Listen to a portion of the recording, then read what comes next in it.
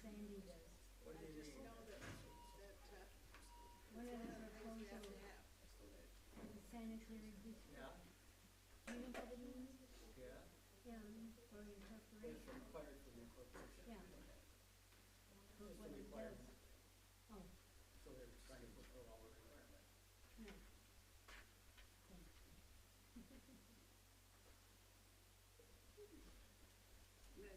And it's just for this area here, Yeah, I know.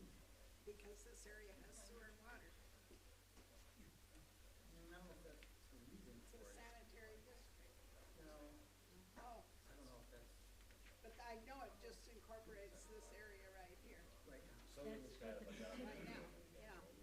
that's what the And I know that it was for that.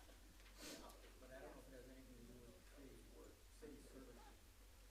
Oh, I don't think it has anything to do with the city services. No, it's just that it does happen. It does have that. But having your own would be ended up. Yeah, when we Well, built, not when we built necessarily. 35 years ago, you build a new building, you would have to have, your house city? A equipped. hookup. Yeah, your house had to be capable of hooking up to the sewer. And they don't have sewer in Riverland, many, many places. It's only in the dense populated area. But you get out toward the town of Waukesha, they're all septic. And so we're like, oh, okay, so when are they gonna bring the sewer? Probably not. So why are we doing this? But we didn't know.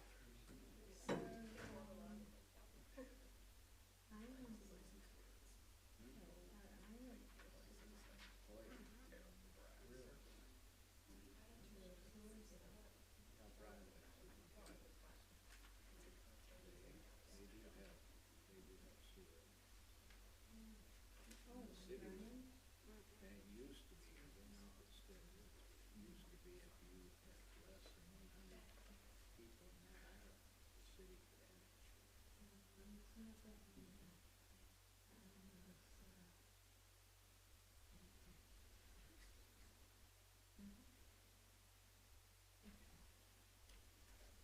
So you're gonna want to talk right here.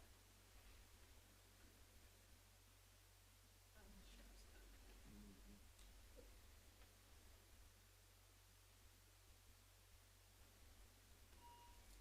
sheriff's contract. You can say we both agree, or just you, either way.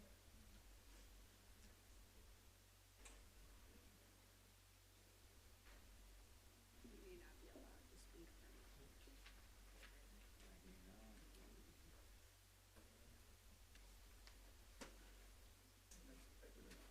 What's that?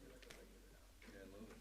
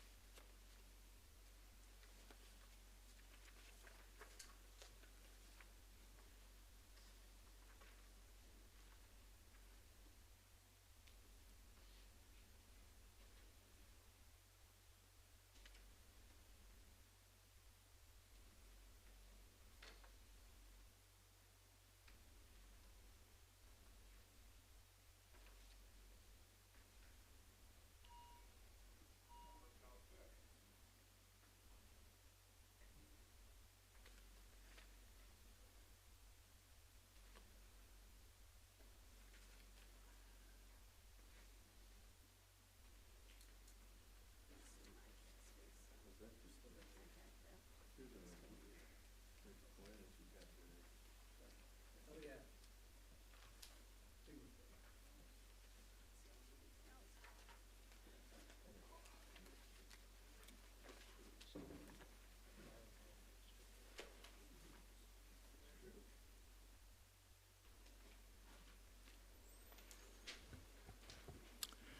Good evening, everyone, and welcome to the town of Waukesha. This is the regularly scheduled town board meeting on August 22nd, 2019, and we are beginning at 6:30 p.m. Welcome all. Would you please rise and join me in the Pledge of Allegiance? I pledge allegiance to the flag of the United States of America and to the republic for which it stands, one nation, under God, indivisible, with liberty and justice for all. Okay, thank you. We have our regular town administrator and clerk treasurer, Kathy Nicholas, is at a seminar, I believe, this week. So I think she may be watching in on YouTube, as I hope many others are. So in her absence, we've got our deputy clerk treasurer, Terry Sales, with us tonight. Welcome. And first order of business would be for you to do a roll call, please. Okay. Chairman Fisher? Here. Supervisor Durr? Here. Supervisor Radke? Here. Supervisor Stigler? Here. Supervisor German? Here. Okay, and item 4, can you confirm that indeed we have complied with all of the open meetings laws requirements for publishing the meeting? Yes, we have. Okay, thank you very much. Item 5, citizens' comments. Anyone who would like to address the board, please come forward to the microphone. Give us your name and address and get right close into the microphone, please. Good evening. Good evening. James Hammes. For those of you that don't know me, I'm an attorney. I represent Lilac Acres. And I put together a letter I'd like to file with the town. I don't want to read it all, but I just like to paraphrase it or summarize it.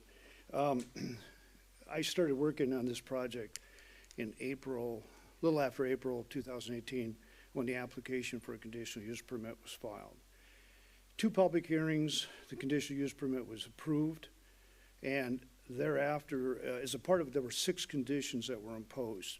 Some of those required submittal of plans to the state and other items of that nature, all of which were accomplished. One of them required approval from the county for road access from Lonsdale. That was done. As a part of that, the access from Lonsdale was transferred to the west side of the property rather than the east, as the site plan had shown. And that necessitated or resulted in having to do a revised landscaping plan. There were minor changes, and I think if you go back and you look, and I point them out in my letter, the planner disguised them as slight changes in the architectural plans that were submitted back in May and June of 2009, and those were actually approved. It was my opinion that those slight changes didn't require resubmittal of matter to the Plan Commission. All of those plans were submitted to the building inspector, town planner, other town officials. They were all reviewed and approved as that process went along. But the landscaping plan does necessitate the submittal of a revised plan. That hasn't been done yet for the first reason is because your code allows 365 days following occupancy permit within which to complete landscaping. So the idea was to wait until occupancy, revise the plans, and then come in. Now, on the agenda at the Plan Commission last time and on tonight's agenda, you have an item about discussing the status of the conditional use permit. And as I was going through this, I learned, I guess it's better to say, that the town is eliminating all conditional uses. You adopt an ordinance in May, what is it?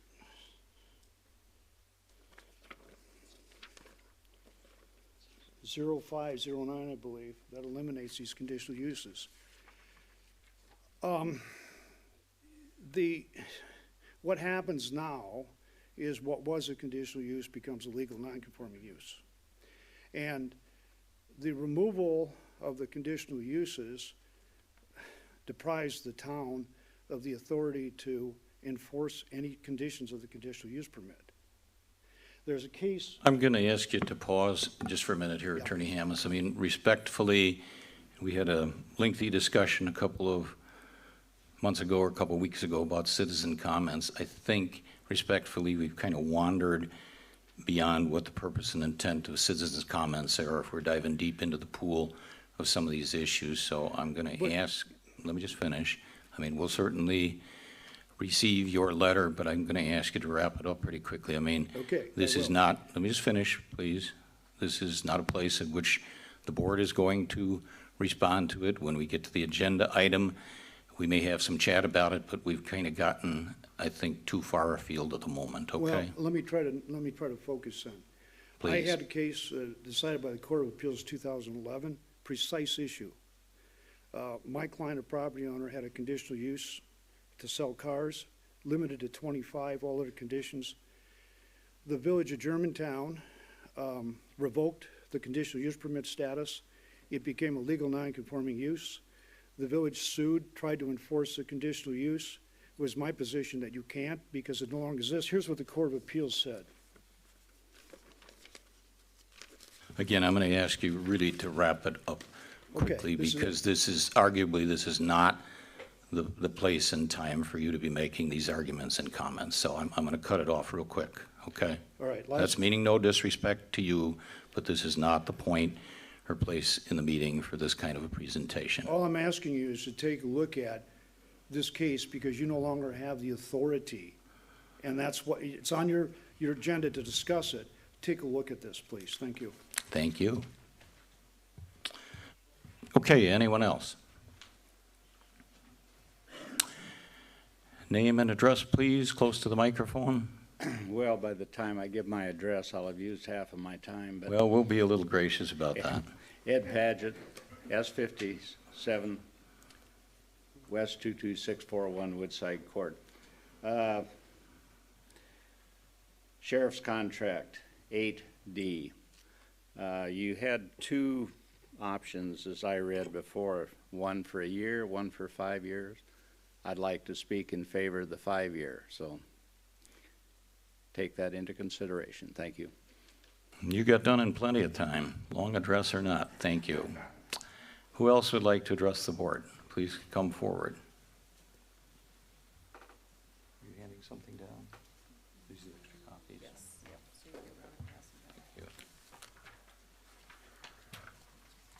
Oops. Oh, wait. Are they times two?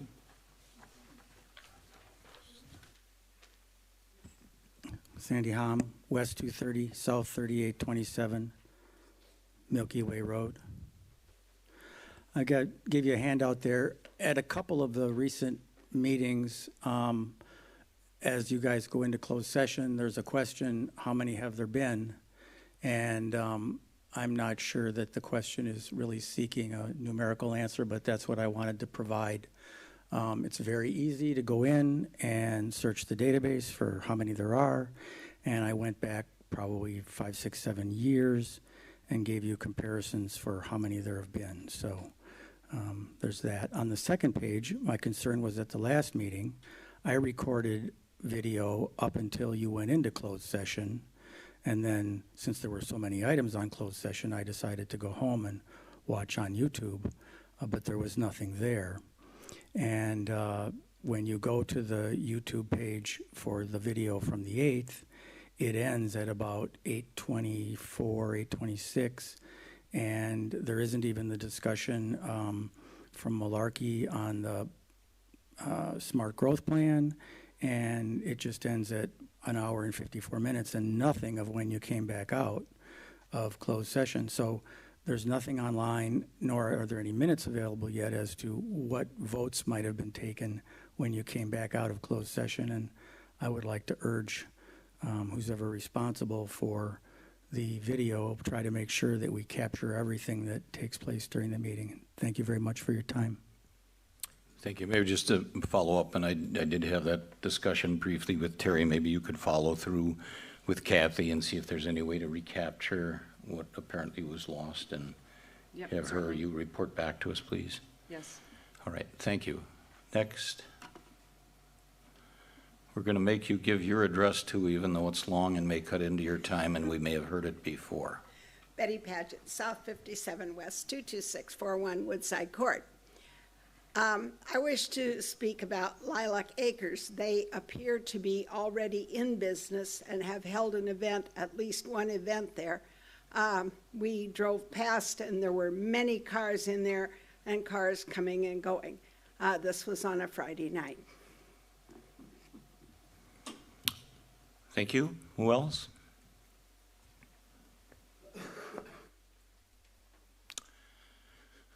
Okay, if no one comes forward, since we're done with citizens' comments, we'll proceed to reports.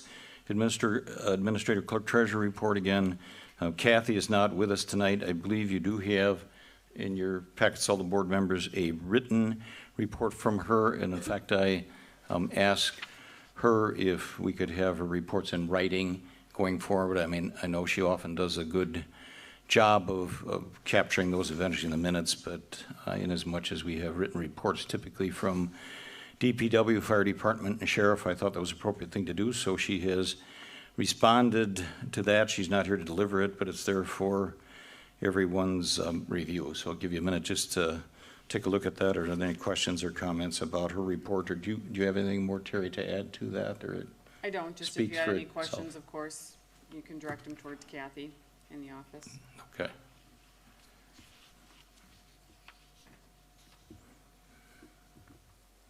I don't want to cut people short, but maybe give me a little bit of a nod of the head or something when you spend sufficient time with it and you're ready to move on.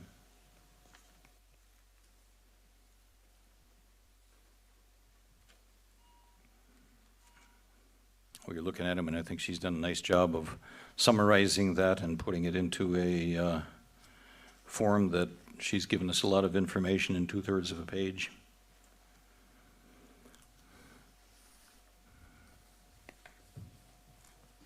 Can I ask a question? Sure. Under I, there's been a request for due process hearing concerning overgrowth and weeds. What does that entail, or what's due process, I guess?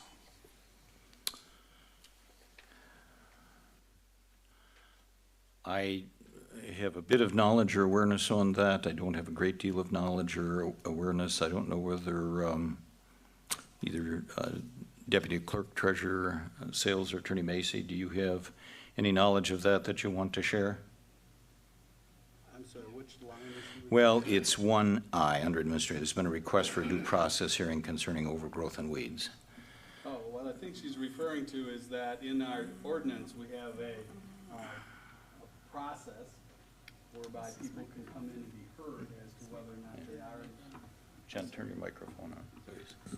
She's referring to, I believe, and I can look it up quickly, a section of the ordinance dealing with whether when a person is given notice that they may be, that they're in violation, they have a right to a hearing. And the hearing, the due process just means that you're given a fair hearing. You're given a chance to be heard. You have independent hearing examiners hear the matter and things like that. So that's what I think she's referencing. So it's not on tonight's agenda, but there's been a request, so I assume that we'll see it on a future agenda. Yeah. Again, I have a bit of knowledge of that, and I know Mr. Borchert does, but I think we'll just kind of move beyond that tonight. There has been, as I understand it, a specific request by a specific individual, but I think we'll just kind of move along on that until that appears on an agenda. Any other questions?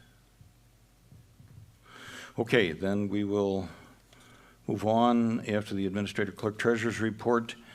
DPW report. Jerry Noley. You've got a copy of his Good evening. written report as well. Good evening. In August, the DPW worked on culvert installations, roadside mowing. We've been doing a lot of tree and brush work. We brushed out all of Town Line Road. Just completed Milky Way Road. We're on Green Lane now. Cutting that back. Worked on building and grounds maintenance. As always, vehicle and equipment maintenance. Responded to job orders, and we worked on some sign work. We also had our paving crew was in paving Hazelwood Place. We had to do an emergency cross culvert replacement because the mill went through the culvert, and so we did that this Monday. So that's done. that's scheduled to be paved within the next week or two. September is a lot of the same, tree and brush work. We got some more culvert installations and rolling oaks, roadside mowing, same thing, vehicle and equipment maintenance. After the paving's done, we've got some shoulder work that needs to be done, and respond to resident concerns, job orders and whatnot. And that's my report. Okay, hang on for questions. Any questions, comments, questions? Just a comment, Mr. Chairman. I did get a call from a resident on my way here tonight about Green Lane. He just made a comment that there was a lot of brush and debris on the roadway, and would just ask that it does get cleaned up. Started on that today. Yep. Removing trees. Thank you. Okay, anybody else? Thank you very much. Item 6C, Fire Department Report. Chief Buchholz, come on up.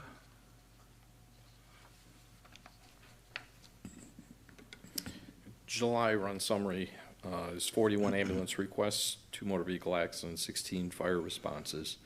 We gave mutual aid 9 times. We received mutual aid 13. We had 2 people leave the department in July, and we took on and started 7 new members in July. We have currently 39 active members, 1 person on leave of absence, 1 secretary treasurer. We currently have no high school cadets, but interviews were conducted today with cadets, so we hopefully are going to pick up a couple in the next couple weeks here. And then 2019 fire inspections are continuing. Okay, questions on the Fire Department report from Chief Buchholz? Just a comment again. So 3 left and 7 came on. That's pretty remarkable. Yeah, 2 left, 7 came on. 2 left and 7 came on. That's Yeah. still remarkable, Very right? remarkable. Yeah. Any idea what led to the surge? We have 3 of those members were our high school cadets from this past year, and 3 candidates we picked up through our county fair event. Thank you. Thank you. All right, next item, we're at the Sheriff's Department report. While someone's coming forward, I'm going to express a little concern. We had 1 report given by somebody who wasn't here, and we had 2 by single individuals. It looks like the Sheriff's Department is 3 strong. You can, Captain Moonen, certainly give your report, maybe even acknowledge those others who are here with you. We see some familiar faces. All right. Captain Mark Moonen. I got Lieutenant Chad Niles, who also is a town resident, and your contract deputy, Allie Moose. Welcome. Thank you. Go ahead with your report. All right. For July, one thing to note, the calls are at 87 for the month for the 22 contracts that were covered. To note, this is up 19 from the previous month, so we did have a surge in calls just with the more people out in public and utilizing the town with better weather. We did assist the fire department 13 times, which was increased by 5 from the previous month. We also completed 10 traffic stops and 2 accident investigations. A total of 11 citations were issued. Some of our contacts with citizens this month were July 20th. We had the Hemet Avenue block party. I know the fire department was also out there. Deputy Moose handed out information on cameras as well as things for citizens to keep their homes safe in the neighborhood. It was cut short due to the bad weather that blew through, but we did return and helped pick up some tents afterwards. Traffic enforcement continued as in previous months with construction-related complaints. Green Country, Merrill Hills Road, Ridge Road, and Town Line received complaints and had extra enforcements completed on them. Just some things to note, we do have a second meeting coming up August on the 28th at 7 p.m. and that'll be here at Town Hall for the Hemet Avenue. They've been organizing block or neighborhood watch.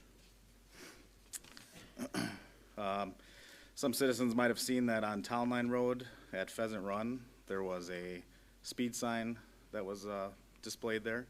And what that's doing is collecting traffic volumes as well as speed. So hopefully the next month we'll be able to report on what the findings on were that. Questions from the board? Any questions? In sincerity, thank you for being here three strong. We appreciate it very much. Thank you, Chairman. Okay, thank you.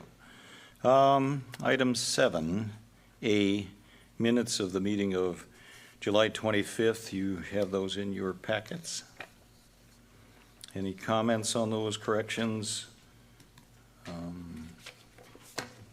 When you're prepared, we can take action on that. Mr. Chairman, I'll make a motion we approve the minutes of July 25th, 2019. Is there a second to the motion? I'll second that.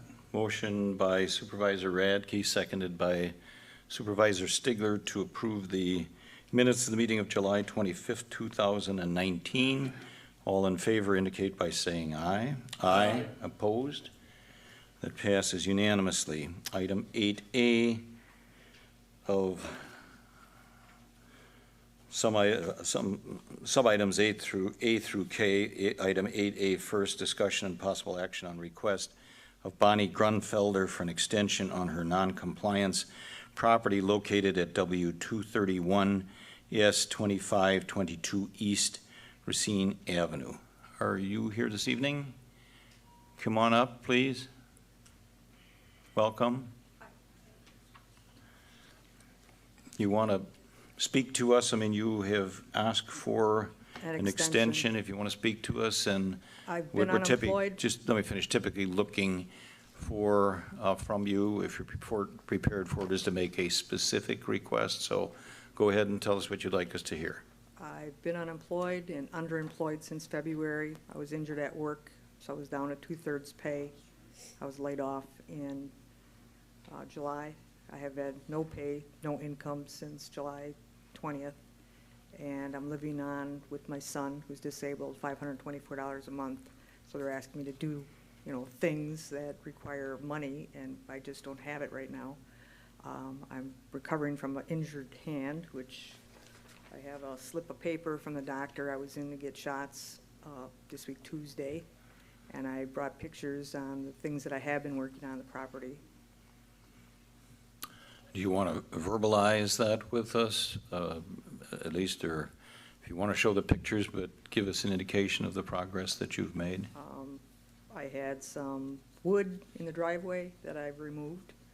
I burned some wood that I had stacked. I planted some grass. I removed bags I had on the front steps, and I have a pile of wood chips that I've been putting around the property, and I needed to get some, I forget what they call it, landscape screen. So I have that, but I was waiting for a dry day to put it down because the bugs, mosquitoes, I'm allergic to that, so I have to have kind of a good day to do that. So I have that. I moved half of that pile. I had a dead tree. I brought that down. I've had other trees that I'd like to bring down, but due to my lack of income, I just am not able to finish that request at this time. I'm looking for work, going to workforce development, so I can't really say when I'll have money to take care of the cutting the trees, and I've been coming to the dump with wood that I've, on Downing Drive, I've cleaned all that up, probably to 8 feet, so that's, you can see from there to Dairy Queen through the front of my property. Okay. Do you have a specific time request for an extension, or a certain amount of time? I don't, because I don't know when I'm gonna have income coming in, so I'm kind of between a rock and a hard place. But I am doing what I can physically. Okay. Members of the town board? You said you've cleaned up some things. I'm looking at a picture of your front stoop here. You said you cleaned up, is that garbage on the front porch cleaned up? Is Yeah. that what you were talking Yeah. about before? Yeah. Okay.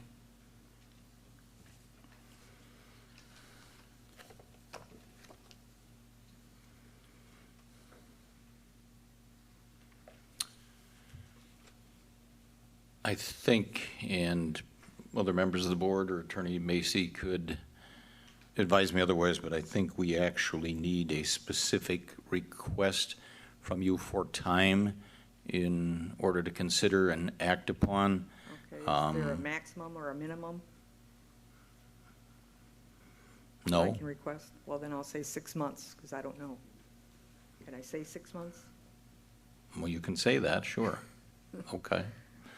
All right. Is it open for discussion? I think there's also a car on the property that they were concerned about. That's my son's car. He's disabled. He only has the one car, and he has friends that come and work on it. And right now, his extra money's coming towards me and electricity, so he doesn't really have the money to fix that car. He can only have one car.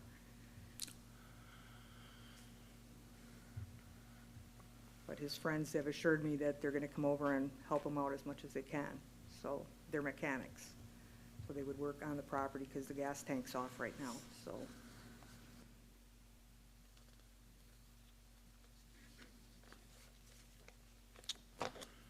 Members of the board, what's your pleasure?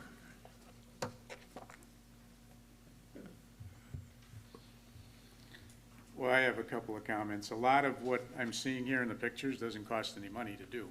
I mean, it's hauling away garbage and debris and wood. And it sounds like you've done a small portion of that.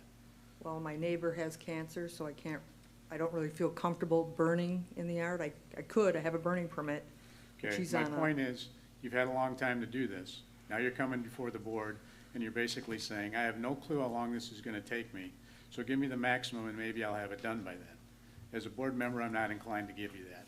Now, if you ask for a 30-day or a 60-day extension, and you actually can come back in 30 days and show us that progress is made and when a timeline is gonna be complete, I might be inclined to vote for that. But to tell us that you're working on it and you've got 1,000 different excuses, whether they're valid or not, doesn't really matter to me. But it sounds like your neighbors have a problem with this, besides one that has cancer, and they don't like looking at this anymore. And the time has come up, you gotta clean it up. I don't know how long it's gonna take your son to get his friends to figure out how to be a mechanic, but they're not very good mechanics if they aren't fixing that car. And it's gonna come down to a point where either you don't do it, or we're gonna have to fine you for it, and that's kinda where we're at. So I think you should be more reasonable in what you're asking as far as the time extension. All right, 60 days. Anybody else?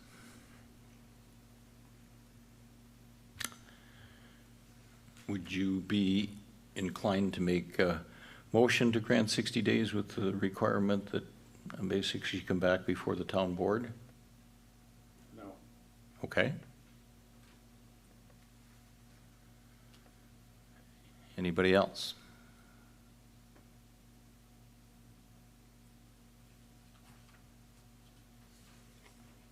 You want to see pictures I have from today? Sure. Why don't you circulate the pictures you got from today? They're on my phone. That,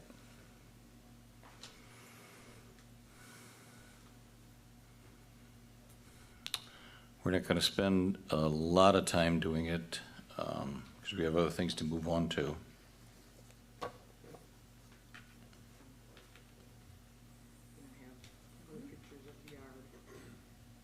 Thank you. Why don't you go around once more? If you've got a yard picture, come around one more time.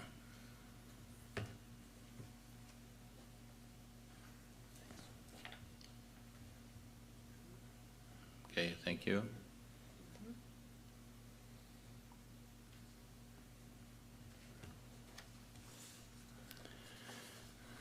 Mr. Chairman, I'll make a motion that we grant a 30-day extension. I'll second that. Got to be to a date. Yeah, that would be October 24th for the second meeting. That would be 60. Oh, I'm sorry, you said what, Supervisor? 30. 30? So that would be September 26th. Okay, so we've got a motion by Supervisor Radke, second by Supervisor Dorr to extend the grant an extension until September 26th, and I think you ought to either be finished or put that on your calendar to be back here on that date. Okay, so that's the motion. Does everybody understand the motion? I do, but I just have a couple comments to add if I may. Sure. While I do support this motion, the comments that Supervisor Radke makes, I agree with, and I will be very hesitant to grant an extension should you need to come back in September. And primarily the reason for that is not because I'm not empathetic to your situation, but when we run into these situations, it impacts a lot of other people in the area, and it impacts their property values, and it impacts their pleasure of living. And so we have to take all those things into account. Most people who come before us for non-compliance issues typically are not coming before us because they want to have things in the situation that they are. They're often facing adversity and difficulty, but it's important that us as board members take all the residents into account. And generally, when we have these situations, at least one person has already made a complaint, and it's affecting them. So, All right. just to have that on the table. Okay, thank you. We do have a motion on the table. Does everybody understand what the motion is? It's to grant the extension till September 26th. All in favor indicate by saying aye. Aye. Aye. Opposed? Passes unanimously. Thank you. Thank you. Item 8B, discussion possible action on approval of road maintenance bids and possible award. Sub-item 1, crack filling, sub-item 2, slag work, sub-item 3, flex patch. You have in your packet a summary of information I think Kathy put together on those bids. Questions, comments, motions? I'll make a motion to award the crack filling bid to Thunder Road for the project bid price of $10,205 for Arlo, Charles, and Woodside Drive in Court. Okay, and just even for informational purposes, we're looking at, we had 2 bids. Is that your understanding? Thunder Road LLC was $10,205 and Farner Asphalt $24,800. Is that your understanding? That's why I'm reading the summary. Yep. Okay, so there's a motion there. I will second the motion. Questions, comments, discussion? If there's nothing else, since you're ready to vote, if everybody understands the motion, it is to award the contract for crack filling to Thunder Road LLC in the amount of $10,205. All in favor indicate by saying aye. Aye. Opposed? That's crack filling. Do you desire to take action on the slag work? Mr. Chairman, I'd like to request if we could wait this year with the slag, possibly hold back and do it next year, being so late in the season. That'd be a possibility. We can certainly discuss that. If you want to put that into a motion, it probably would be to reject all bids. Would that be appropriate motion, Council? If anyone wants to make that formal motion, but we could certainly have a discussion on that a bit before you make the motion, if that's the pleasure of the board.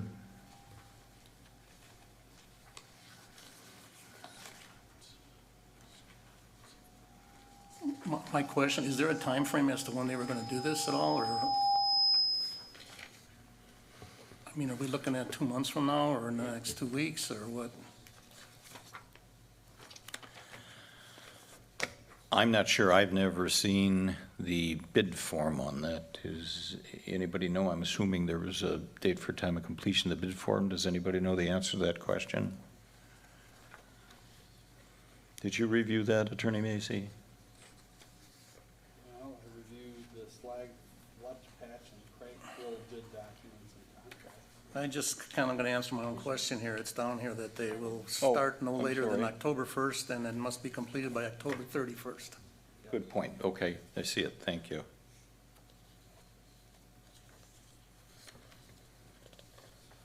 I'm sorry, was there a motion or no?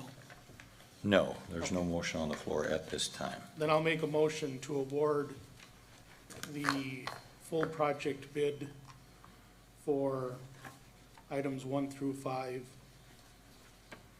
Oh, excuse me, that's not 1 through 5, those are routes. So the full project bid for Arlo, Coppersmith, Woodside's Drive and Court, Wood Lily in 2 sections, Country Lane, Honey Acres Court, and Creekside Court to, is that Farner? No, that's Scott I'm sorry, Construction, Scott, I believe. in the amount of $54,085, $54,085. Is there a second to the motion? I'll second. Okay, motion is been made and seconded. Discussion? Just to address Supervisor German's concerns, we have done marvelous things over the last 6 or 7 years across more than one board in bringing our roads back into a reasonable maintenance program, and I think it would be a terrible idea to start to cut back now. I'm not saying cut back, I'm stating that wait till next year to do it because of temperatures and weather. And you don't end up with a very good product when it's said and done with bad weather or cold weather. So I feel it'd be a waste of our money to do it that late in the season. I have to agree with Supervisor German on that, because you need some heat on that slag after it's been put down to get it to seal right and settle in, so I'm not sure we're gonna get that in October, the weather to cooperate at that point. Might be a waste of money in my book also. Further discussion? Okay, then since you're ready to vote, the motion was to award the bid for the slag work to Scott Construction for the amount of $54,085. All in favor indicate by saying aye. Aye. Opposed? No. Aye. I have 2 ayes, Supervisor Radke, Supervisor Durr, and 3 noes, Supervisor German, Supervisor Stigler, and myself. So the motion does not pass. Chairman, I'd recommend you make a motion to reject all bids. That would indeed be appropriate. Would someone like to make that motion? I will move to reject all bids for the slag. Is there a second to the motion? I'll second it. All right, motion by Supervisor Stigler, seconded by Supervisor German to reject all bids for the slag work. Discussion. If you understand the motion, all in favor indicate by saying aye. Aye. Aye. And opposed? Opposed. I believe that vote is 3 aye, Supervisor German, Supervisor Stigler, and aye, and 2 nays, Supervisor Radke and Supervisor Durr. So the motion to reject all bids for the slag work is approved. Item 8B, sub 3, flex patch.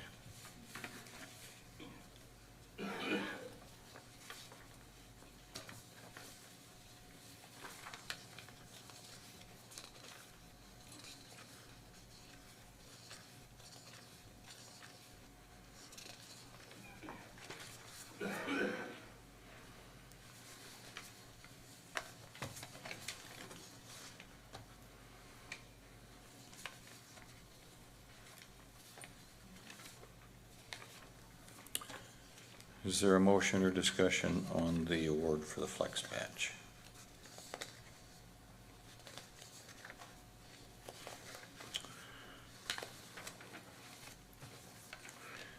While you're looking at that,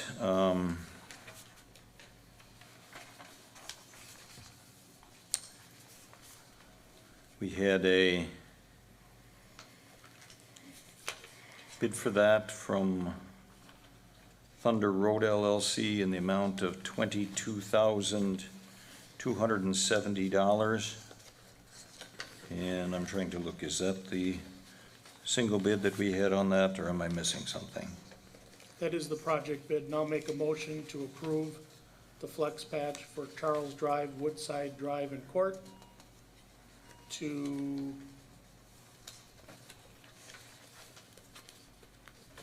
I'm sorry, I read it, now it escapes me. Who was that for? Thunder Road. Thunder Road, in the amount of $22,270. Is there a second to the motion? I'll second it. Okay, discussion?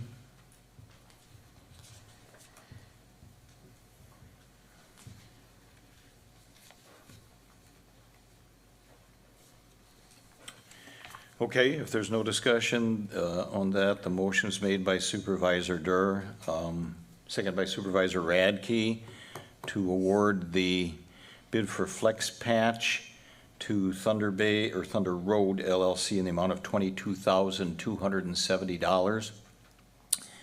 All in favor indicate by saying aye. Aye. Opposed? That passes unanimously. Item 8C, discussion and possible action to accept the petition for Town of Waukesha Sanitary District Number 1 and to set the bond amount at $10,000, parens which must be in the town clerk treasurer's office no later than August 28 for a September 12th public hearing, and to set the public hearing for September 12th at 6:30 p.m. at the Town of Waukesha Town Hall, located at W250 S3567 Center Road, Waukesha, Wisconsin. That's a long agenda item that could be put in the form of motion. I'm wondering, Attorney Macy, do you want to just quickly explain what this is about and what the procedure is, what we're doing? Yes, sir. This is the second step in the process for creating of a sanitary district for the 10-acre site that the town hall sits on. Last month, you authorized your chairman to initiate the petition, and per the state statutes, now we have to accept the petition, set a bond amount, and set a public hearing. So this is the next step in the process to create the sanitary district. If you are inclined to do that, I think the motion, and I'm assuming we could take this all at once, I mean, the motion would be to accept the petition and then the rest of that agenda item all the way through to the end. I'm assuming that'd be the appropriate motion? Yes, sir. Okay. I will make that motion. Is there a second to the motion? I'll second it. Okay. Is there discussion on the motion? Okay, then I made the motion, Supervisor German seconded it, and I'm going to just reread it once more because it's a bit lengthy. Certainly Terry has this because it's way on the agenda, but the motion is to accept the petition for Town of Waukesha Sanitary District Number 1 and to set the bond amount at $10,000, parens, which must be in the town clerk treasurer's office no later than August 28 for a September 12th public hearing, close parens, and to set the public hearing for September 12th at 6:30 p.m. at the Town of Waukesha Town Hall, located at W250 S3567 Center Road, Waukesha, Wisconsin. That's the motion that was seconded. Is there any further discussion? Then all in favor indicate by saying aye. Aye. Opposed? That passes unanimously. Item 8D is discussion and possible action on the sheriff contract for 2020.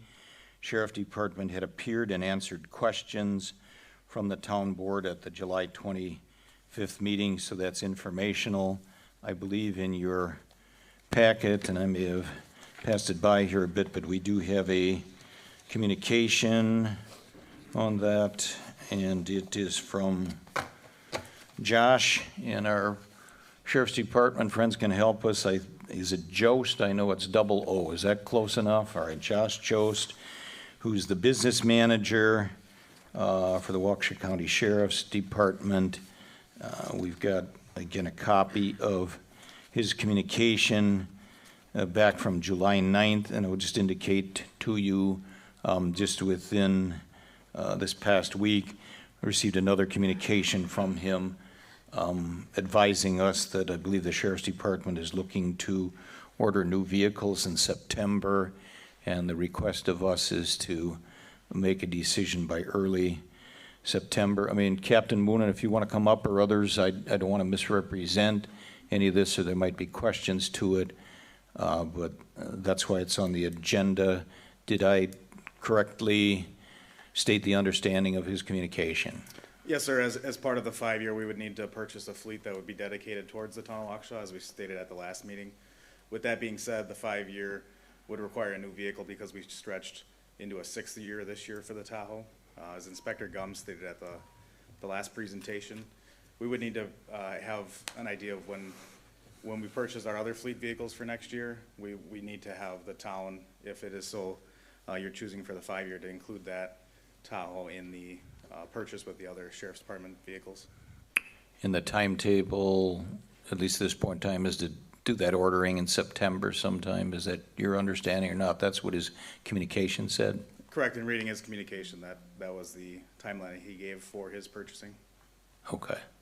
All right, so discussion and possible action on that item, or questions of Captain Moonen.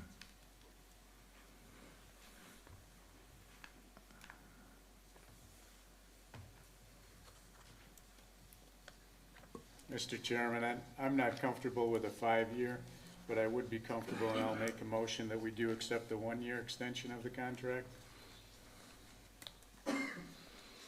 Okay, Supervisor Radke made a motion to accept a 1-year extension of the contract. Is there a second to the motion?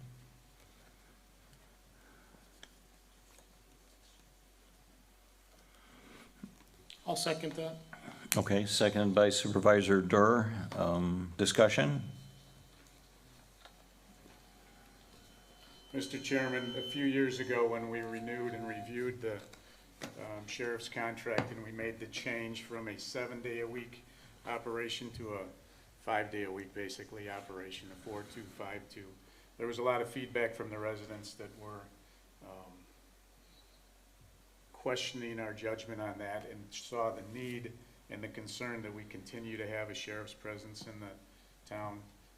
Knowing that the sheriff himself lives in our town, one of the deputies that's here tonight lives in the town, knowing just based on the report that came through that about 20% of the calls were fire related and probably one of the first ones on site when there is such an emergency.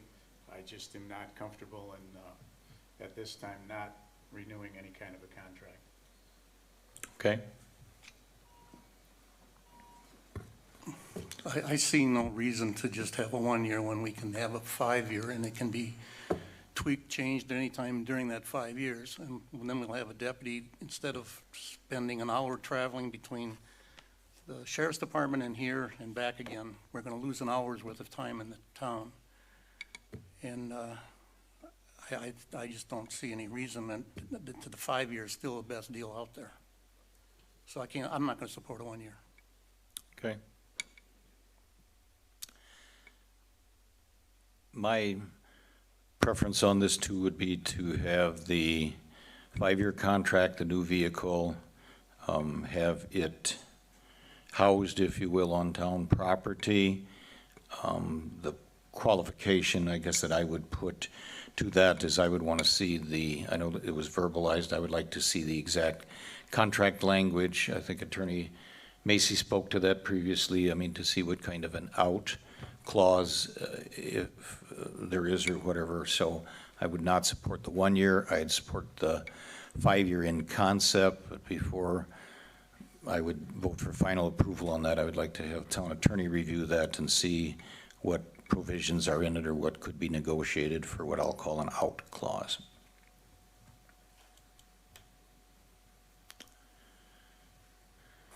Mr. Chairman, are you saying that we postpone a vote and wait another month? Or? No, I am, for my part, I will not support the 1-year, okay, which is what's on the table now.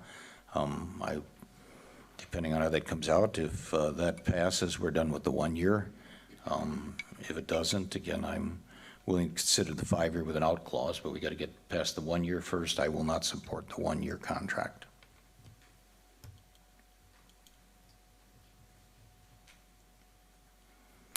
Further discussion?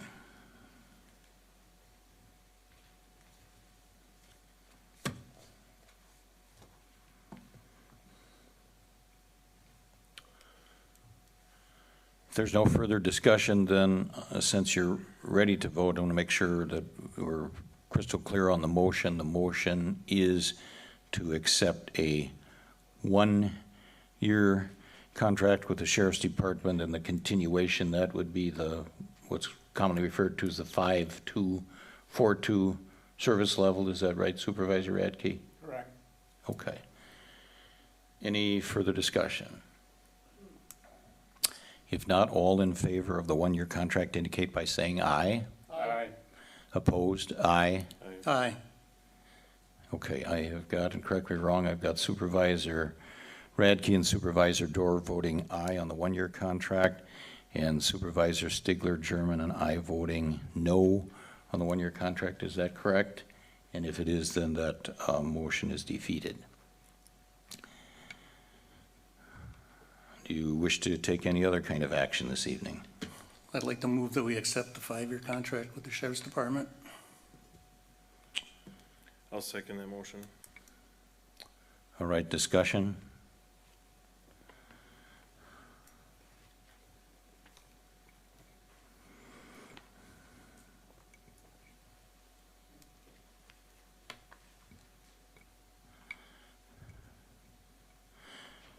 Would you accept a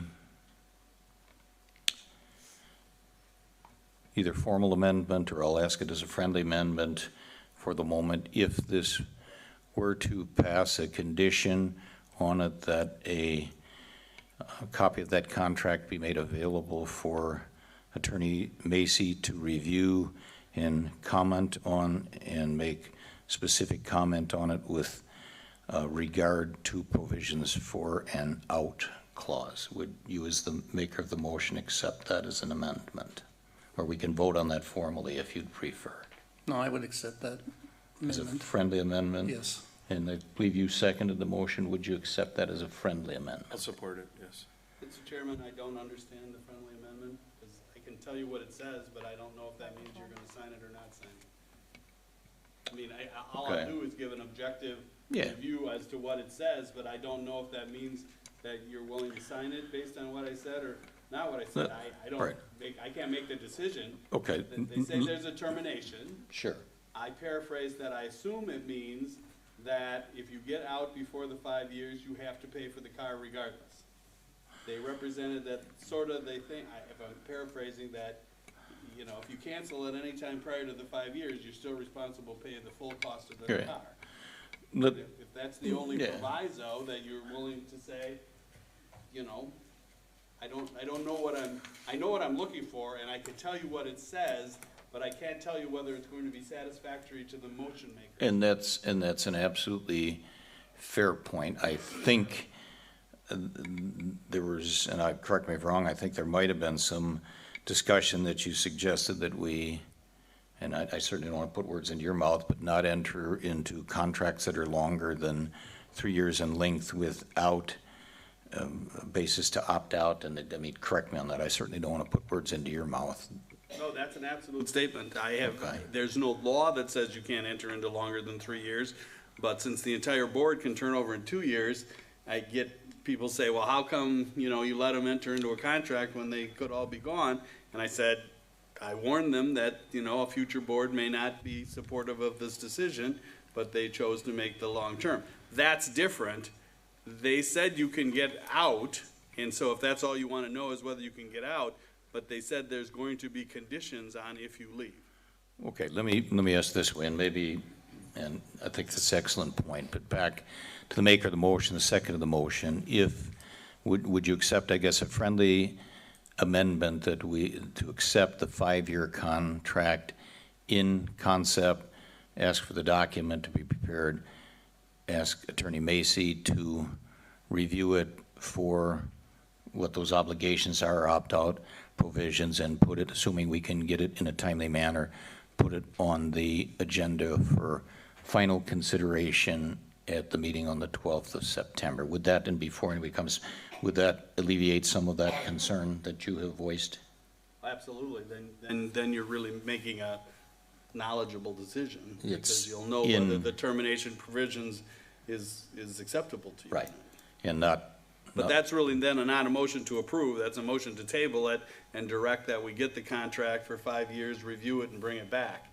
Because you can't have, I wouldn't know whether, you know, if it's to approve subject to bringing back and reapproving, okay.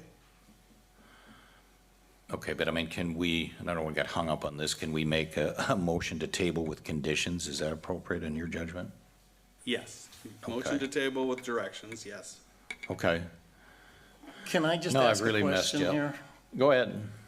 Can we just direct this to Captain Moon and ask him what those conditions are? Okay, ask him. Is that possible, Captain? I can only speak to what Inspector Gumwood has stated at the last meeting, and the message that he said is, we would, if there was a choice to opt out during the contract, towards the end, we would work with the town as far as how to get out of that contract. What that specifically means, I'm sure Attorney Macy would like to see the specific, part of that, but, the Sheriff's Department is committed to working with the town as we've been for a long time, and we're not, so rigid that we wouldn't work with the town if it was necessary for the town to dissolve the contract. Now, I've really made a mess out of this, haven't I? Well, I would interpret that to mean that there really isn't an out clause, but we'll work with you. There is, if you would refer back to the last contract that was with the town, the same language would be used if there's any modification that's necessary. The sheriff, I'm sure, would definitely be able to work and change that. A motion to table is always in order, Mr. Chairman. Let's just try this then, I guess, a little bit different way, and this is back to the maker and the seconder of the motion, and I think if I'm not hearing this correctly, tell me, but the motion, if you're amenable to it, would be to table at this meeting tonight, and it would be with a directive to have the Sheriff's Department prepare and submit the proposed contract for a 5-year contract. To be able to do that in sufficient time that Attorney Macy can review and comment on it and bring it back for consideration at the meeting on September 12th. Is that about, got it right? So now we're back to the maker of the motion and the seconder of the motion. We've twisted your arm 3 times. I'm not sure if I'm horseback or walking. I understand. Can you live with that? Yeah, I can live with that if we can get it done by that time. I mean, we keep tabling things and keep putting things, the agenda just keeps getting bigger and bigger every month. I kind of want to get some of this stuff cleaned up once, you know? Understood. Can you live with that? I can live with that. Okay, then I think we've got a motion. Does everybody understand what it is? And then you understand the spirit of the motion. We're looking hopefully to have that document in hand, I would think, within the week. I mean, we want to give Attorney Macy sufficient time to review that. I believe we've actually got a 3-week window before our next meeting. Is that right, on the 12th of September? But I think part of that unsaid, but we need to have that like within the week so he's got an opportunity to take a look at it. Yes, Chairman. Okay. Mr. Chairman, I believe in the meeting of July 25th, the actual contract was there that had the wording as to how to get out of it. And if I'm not mistaken, there were 2 things. One was that you had to assume the cost of the car if it could not be reappointed somewhere. And secondly, if the deputy that was assigned could not be reassigned somewhere, you were responsible for those wages. It was pretty clear and in the presentation from the 25th. If you want to table it, that's fine, but it was in there and has been in the past contracts. Okay. Any other comments, further discussion? So what is the status of the motion for the 5-year? And is this just a motion to table? It's a motion to table with directions. Okay. Which I think So there was no action on the motion by Mr. Stickler and the second by Supervisor German for the 5-year, is that correct? We basically ask them if they would accept this. I mean, we can do it one of 2 ways as a friendly amendment. Maybe it's cleaner to ask them to withdraw. Would you prefer that? And we'll start anew. I just want to know what I'm voting on. Okay, well, that's okay. What you're voting on, correct me if I'm wrong, but it's a motion to table until the next regularly scheduled meeting of the town board on September 12th. And the directions with it are to the Sheriff's Department is to submit the proposed contract in sufficient time so that Attorney Macy has an opportunity to review and comment on it, so we can take a look at this for final consideration on September 12th.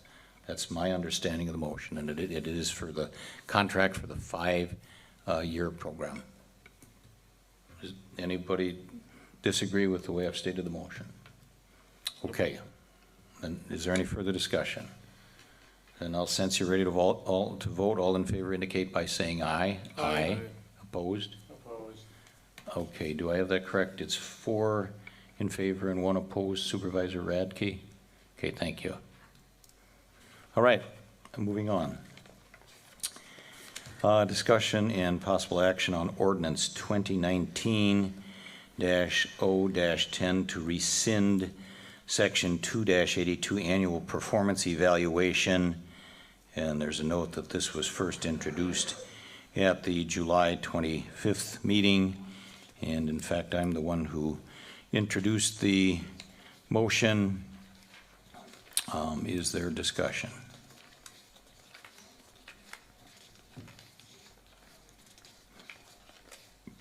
Or is there a motion?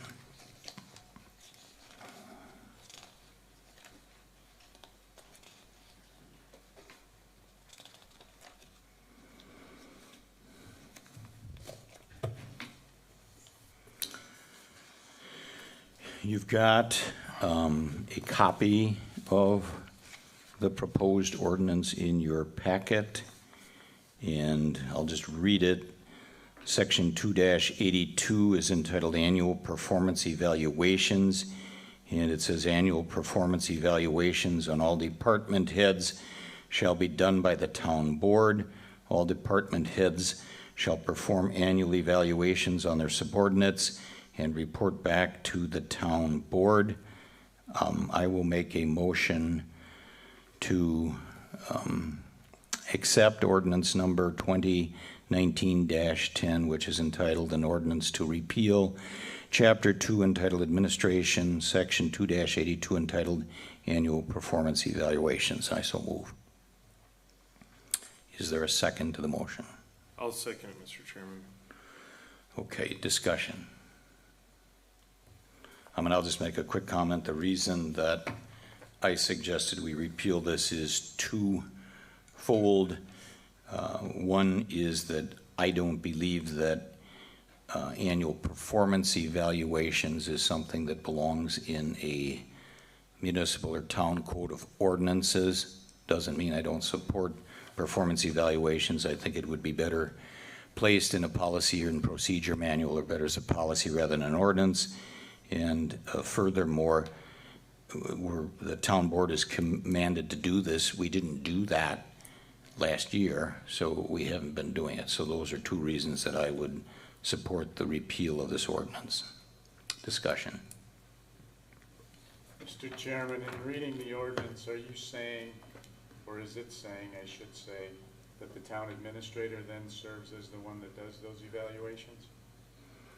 I don't read that into it. I don't Whereas see ordinance anything. 2018-5 created the position of town administrator on October 25th, 2018 town board meeting, which serves as the personnel officer. I'm just telling you, I think on this part of it, and maybe Attorney Macy or somebody wants to weigh in, this is only speaking to section 2-82, which says the performance evaluations on all department heads shall be done by the town board. Just asking why that's in there if we're reading the entire ordinance. Why, what's in where? What I just read. Farther down, it talks about annual performance evaluations, and it's crossed out. I'm just trying to get clarification on what this truly means. I'm candid with you. I'm not sure what document you're looking at. Is it something in our packet? Yeah, the ordinance number 2019-10, an ordinance to repeal. Isn't that what we're talking about? Yes. Entitled Annual Performance Evaluations. Right. Fourth sentence down, now there, or the third sentence down, whereas ordinance 2018-5 created the position of town administrator, which serves as the personnel officer. You with me? Yeah. Okay, what does that refer to? Does that then mean that the administrator is responsible for doing any type of reviews? That's a good question. I didn't write the ordinance. I don't know, were you involved in writing that? I have not. So maybe that's a question for, unless somebody knows who wrote it, I'm assuming that Administrator Nicholas may have written that. I mean, that's probably a valid point. I don't know whether that has any purpose being a whereas in this ordinance to repeal or not. I don't have a better answer for you than that. That was not, again, my purpose in putting this forward is twofold, because I don't believe that 20-82 annual performance evaluations belongs in the town code of ordinances. I mean, maybe Attorney Macy can even enlighten us a bit. Do you regularly see something like that in the municipal code of ordinances? I wouldn't say no. I'm not from here. No. I'll just say no. I think that's a good answer. But I don't think unless there's another document that says that the administrator does it now, this just strikes it from the ordinance book, obviously. Right. I mean, another way to put it is the whereas really have any impact on the adoption of this ordinance, or should that be stricken from it as irrelevant? Well, whether you strike it or not, it may be relevant. That's the unfortunate part, because it depends on what the ordinance 2018-05 says. And I have to find where that is in the code, because obviously it's been codified and put into the code, and so, but the section number isn't referenced in the ordinance, so. Are you suggesting, Supervisor Radke, that there's a conflict then between 2018-05, that ordinance, and section 2-82 of the town code of ordinances? Is that your concern? No, not at all. I'm just curious what it is that we're actually repealing and voting on. And It's the crossed out part on the document. I'm reading in section 2-114, which created the town administrator. I can't say that it's everything in there.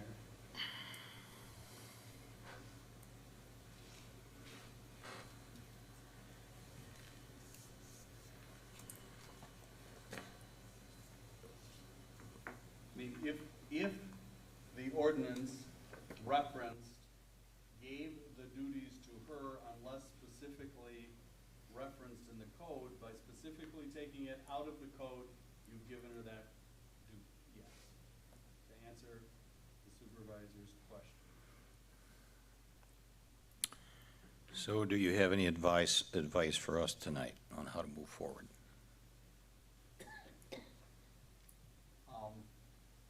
If it's not your intent to have a default to her, or to the administrator, I shouldn't say her, then you would have to change the other ordinance also. Mike is not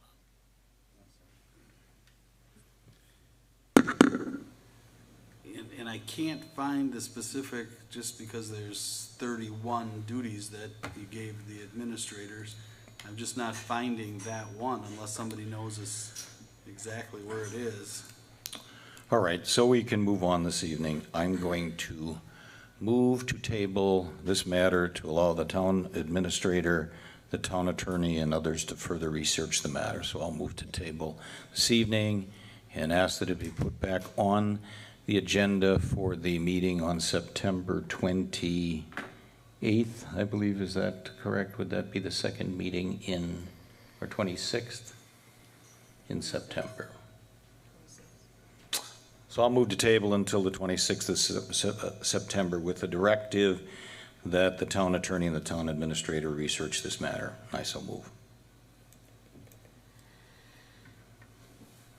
Is there a second to the motion to table?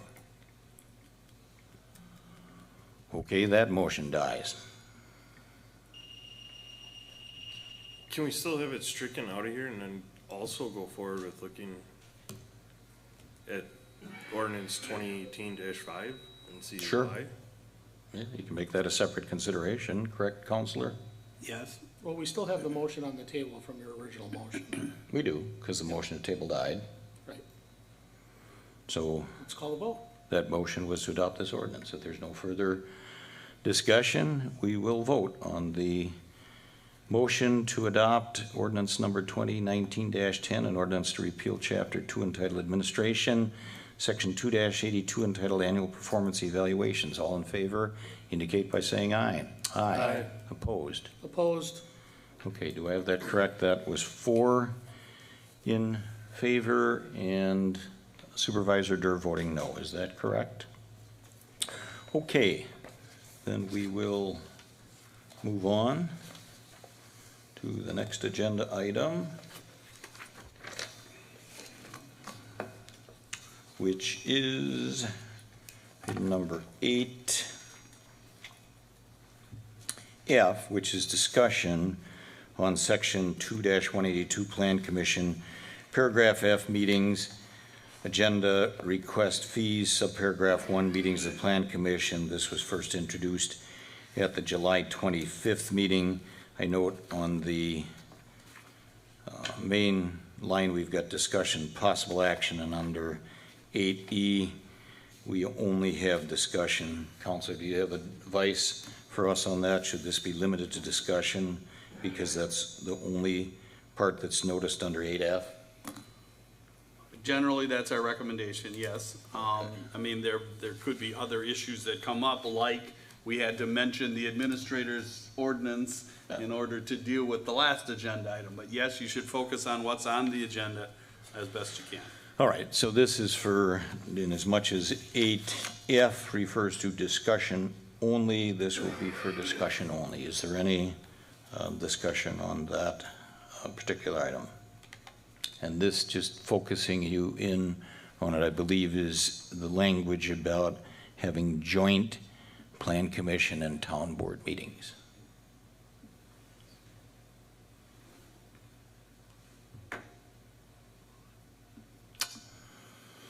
Okay, if there's no discussion on that, then we will move to item G, discussion and possible action on capital projects plan for 20-24. I know this is something that is kind of a work in progress. We need to adopt that capital plan in fairly short order. Is there any desire for discussion on that at this time?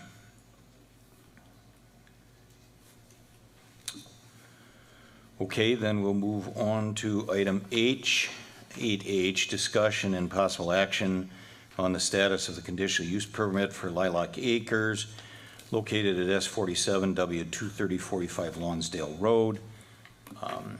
I asked to put this on the agenda, have some information which I considered sharing with you tonight upon the recommendation of Attorney Macy. I'm going to decline to do so at this time. I don't know whether you want to speak to that issue further or not. You asked me to, Mr. Chairman, so I would, if you would like me to, I can. It's my recommendation that when dealing with this matter at any time, as I indicated at the joint meeting, you all have to be very careful about ex parte communications and contacts. I believe that this is could become, if they petition to amend the conditional use or other actions are taken, a quasi-judicial action. And so you're just reminded, as I indicated at the last meeting, to be very cautious as to who you talk to, what information you receive, how you receive it. So the chairman says there's a lot of questions out there, and I believe there are. I believe under public comments, some of those questions may have been answered, but there are other questions. I recommend that to receive information on this file, we do it in an official fashion. And that means that you direct, like you did your town planner, to prepare a report. And in that report, they address any questions that you might have. Currently, I think the planning issues, others than may have been brought up tonight, the planning issues were put on a report and were on that agenda, correct? I think we can all agree with that. Now there's questions on the zoning and occupancy permits, which are legitimate questions. And I think if we deal with the facts and all we present are the facts in a fair and unbiased manner, I believe that's able to be done. So it's my recommendation that when these matters are on the agenda, they should be on the agenda to review reports, and those reports should be specifically requested. The chairman, I thought, was appropriate. He requested a planner report. No one objected to that. He had a series of questions, objective questions that he wished to be answered. And I believe we're at a point that there are a number of questions on the zoning permit, building permits, and occupancy permits. And those would be questions that the administrator should work with the building inspector and present a report. The information, and we're not hiding any report, they're public documents that people want them. It's just, I believe that information presented to a quasi-judicial body has to be presented in a specific fashion, and that's why I'm recommending that instead of just giving email threads or simple documents, you know, reports, that they be done in the form of report answering questions. So everybody sees it and everybody has the same information in a formal way. That's my recommendation. The only comment that I would make responsively, thing that I would take exception to is saying all the planning issues were, I don't want to put words in your mouth, basically the planning issues are over because Planner Malarkey issued a report.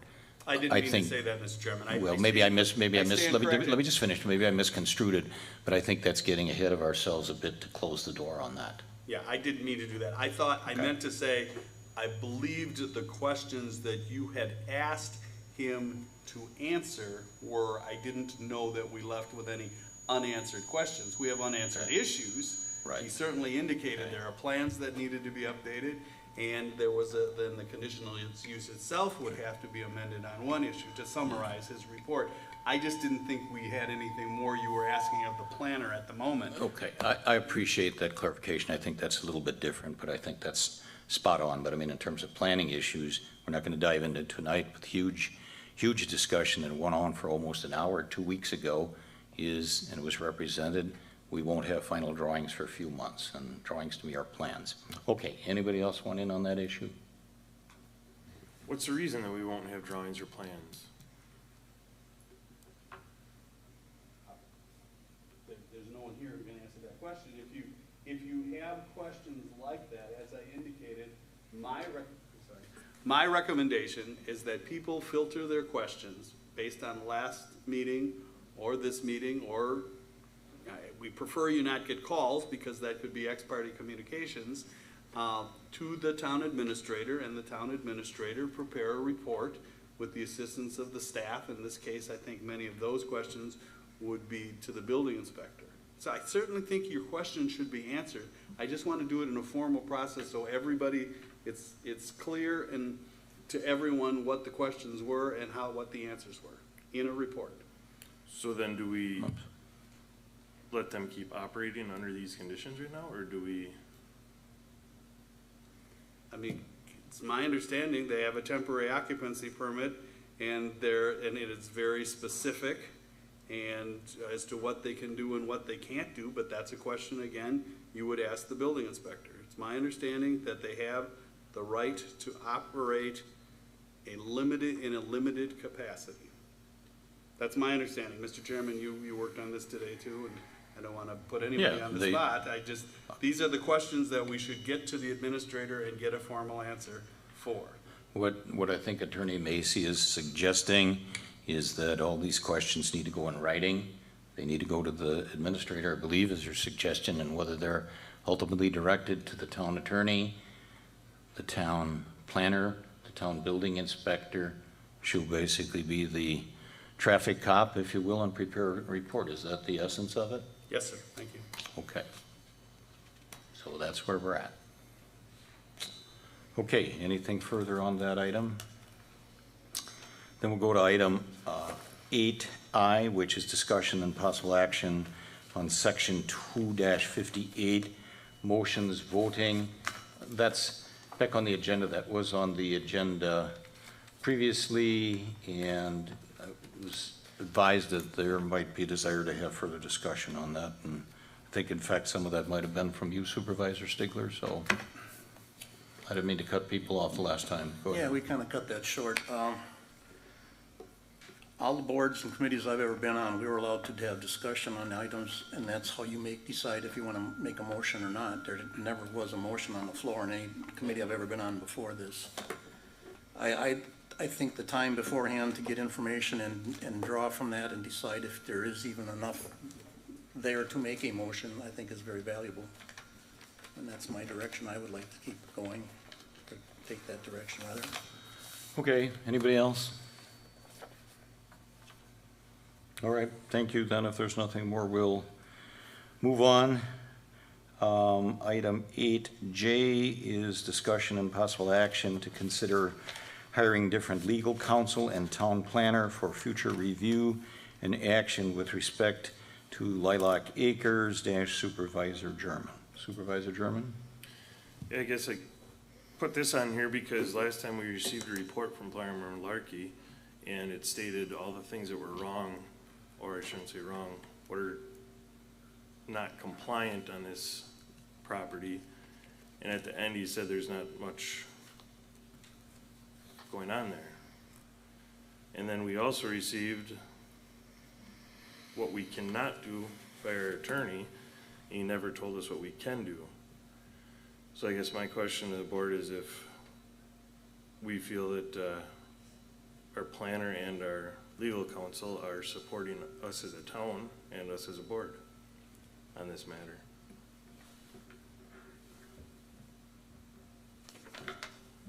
No action has to be taken, but I'd like to hear from the attorney if he feels that he's going to represent us as a town and us as a board. Maybe looking downstream, and we basically, the direction pretty much is to pose questions to the town administrator, and she's going to organize and provide a written response, and she can certainly use the town attorney, the town planner, the town building inspector to put together that response. I guess we don't need to get ahead of ourselves, don't even have to answer it tonight, but if that report comes through and there are issues in terms of compliance or non-compliance with a conditional use permit, where do we go if that were to come to pass? And if we don't want to go there tonight, that's fine, but I mean, that's ultimately the $64 question for me. And we don't have to go there tonight, but I think people need to be prepared to answer that. If that's the way the report comes back, then where do we go from there? Or where does Plan Commission go? So, anybody else want in on that? Do you choose to make a motion or anything tonight, or? Well, I guess I'd like to hear from the attorney what his thoughts are on this matter. Certainly. I work for the town. I represent the town. My job is to advocate for the town and do what the wishes of the town board is, and I have no conflict in that regard. That's the way I do all of my jobs. My job is to answer legal questions, review legal documents, draft legal documents, and try to make sure you know the law, and try to hope that you follow the law. I stay out of your politics. I stay out of your policy decisions. I use my 39 years of municipal law experience to give the best legal advice I can give. I don't get involved in your policy decision as to what you want to do on any decision. I pride myself on leaving a meeting and not having you know how I would vote had I been asked to vote on any of these matters. For instance, the sheriff's contract. You should have no feeling from my comments whether I was in favor of 1 year or 5 year, because I'm supposed to be totally objective. I work for you. And I don't know why this matter would be any different than any other matter. I give you the best legal advice that I can give you. I'm not going to tell you what you want to hear. If you want to hire somebody that just tells you what you want to hear, I'm not your man. I butted heads with the last board, and I assume I'll butt heads with this board when I give my legal advice. You won't always like my legal advice, but I'm going to give you the best legal advice that I can give you. Okay.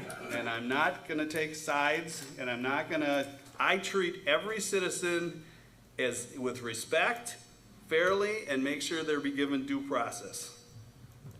I'm, constantly trying to make sure that the town board is not doing something that'll come back to haunt them down the road.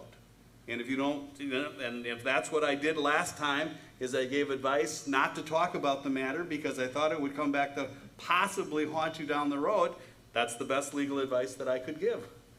And I will continue to give the best legal advice I can give, and I'm not going to get involved in your politics or your policy decisions. I'm going to represent the town to my best ability. Okay. Okay, thank you. Anybody else want to talk to this issue? If not, we will move on to item 8K, discussion possible action on 2018 3500 DPW dump truck. We need to know where we're at. Supervisor Radke, have you got something to share with us on that? I do. I was asked to go and meet with Badger Truck in regards to the Dodge 350 that we have. Supervisor Durr was nice enough to take it down there, and I spent a couple of visits down there and talked to the salespeople and the operations people in regards to that particular truck. It's a Dodge 350. It was requested with an 11-foot dump box. To do that, you need a little bit longer wheelbase. It has a spinner, and the two major complaints from our DPW director are that it sits too low and that it's too long of a wheelbase. Really can't do much about the wheelbase. It is what it is when you put an 11-foot box on there. That's what it's going to be. You can't really cut it in half and slice it up, so you're just kind of stuck with that type of a wheelbase. The spinner does sit a little bit lower than we're used to, especially when you've got about 3 tons of salt in there. The pictures that our DPW director provided us is a little misleading, but he does feel that it's low. They suggested at Badger that there's 3 more adjustment points on the spinner to bring it up another 3 or 4 inches. They also felt if we didn't feel that that was far enough, that they could cut off the rear bracket, move that up and give you another 4 inches. So now you've got an additional 7 inches. They also suggested if you didn't want a spinner that you could put a drop salter on it. They also suggested you could put a V-box on there with a vibrator. They don't particularly recommend a vibrator, but it is an option. They've sold lots of those units. I included the pictures of one that was in the shop at the exact same time. In fact, I think 3 of them went out in the 3 times that I was there. The picture of the one that I showed you is actually an F550, which is a little bit bigger truck. It has no load of salt in it, and you can see, which that's actually my hand at the bottom of it. You've got about 6 inches at the bottom, which is pretty typical to where ours sits. So you've got a couple of options. You can make those adjustments and bring it up. You can have them buy it outright from you if you so wish. You can have them traded in for you. Or my suggestion would be that our DPW director made it pretty crystal clear that he's not going to drive that truck if it comes back here. I would suggest we sell it and be done with it. We haven't used it for a year. I mean, this is now being brought up a year after we have it. I would suggest we sell it and have no use for another one. So I'd be happy to take any of those or all of those options back to them, but let me know what the board prefers.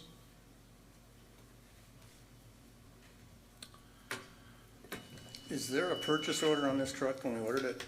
There is a purchase order. Spec'd out? There is. Wheelbase and all? Mm-hmm. This is what we ordered. That's what we ordered. Who ordered it? The purchase order is signed by our administrator.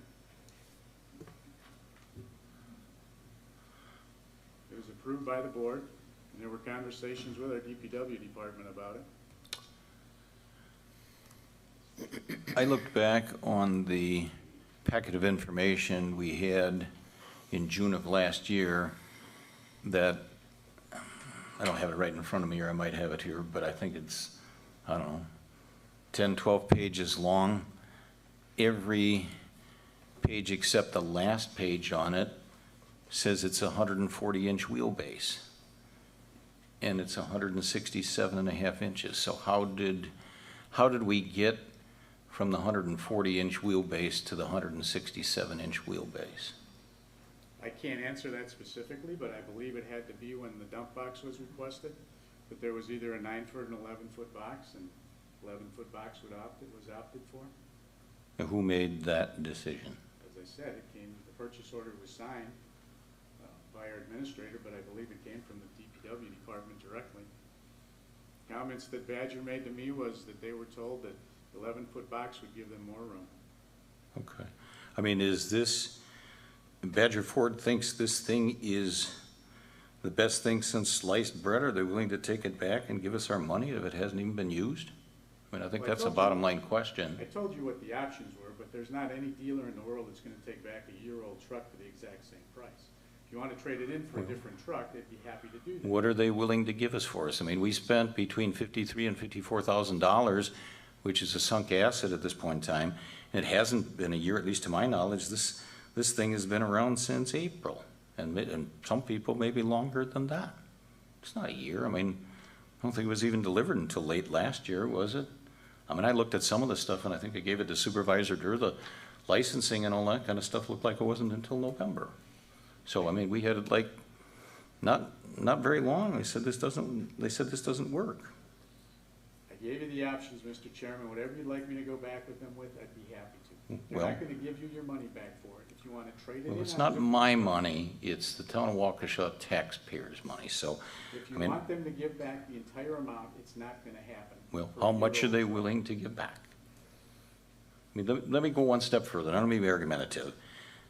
Basically, you said the photographs that we had previously were misleading. What is misleading about those photographs? Tell me, please. Well, you got it full of salt, first of all. What's that?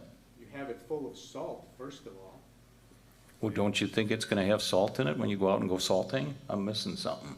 Mr. Chairman. Why did you wouldn't it see- have salt in it? Did you see the pictures that I provided of an exact similar truck, which is actually a little bit bigger? It's a 550 as opposed to a Yeah, 350. there's no salt in it and the box is barely raised. I mean, how does that work? If you're gonna put the salter on, you gotta put salt in the box, don't you? And I'm assuming the back of it goes down. What, so how is that misleading that you take a picture of it with salt in it? I'm lost. No, I guess you're right. Let's fill it up with salt and over capacity and then take a picture of it, and that's gonna be an exact replication. Well, one I ton- showed you the pictures of the 550. Is that misleading? It sits the exact Well, I same think that it doesn't have any salt in it, and the box is hardly raised up. I mean, I look at that thing, I don't think the salt would even slide in the box at that height. Yeah, I think so. Absolutely. Whatever you'd like me to go back to them with, I'd be happy to. I gave you, I think, 8 different options. Anybody else?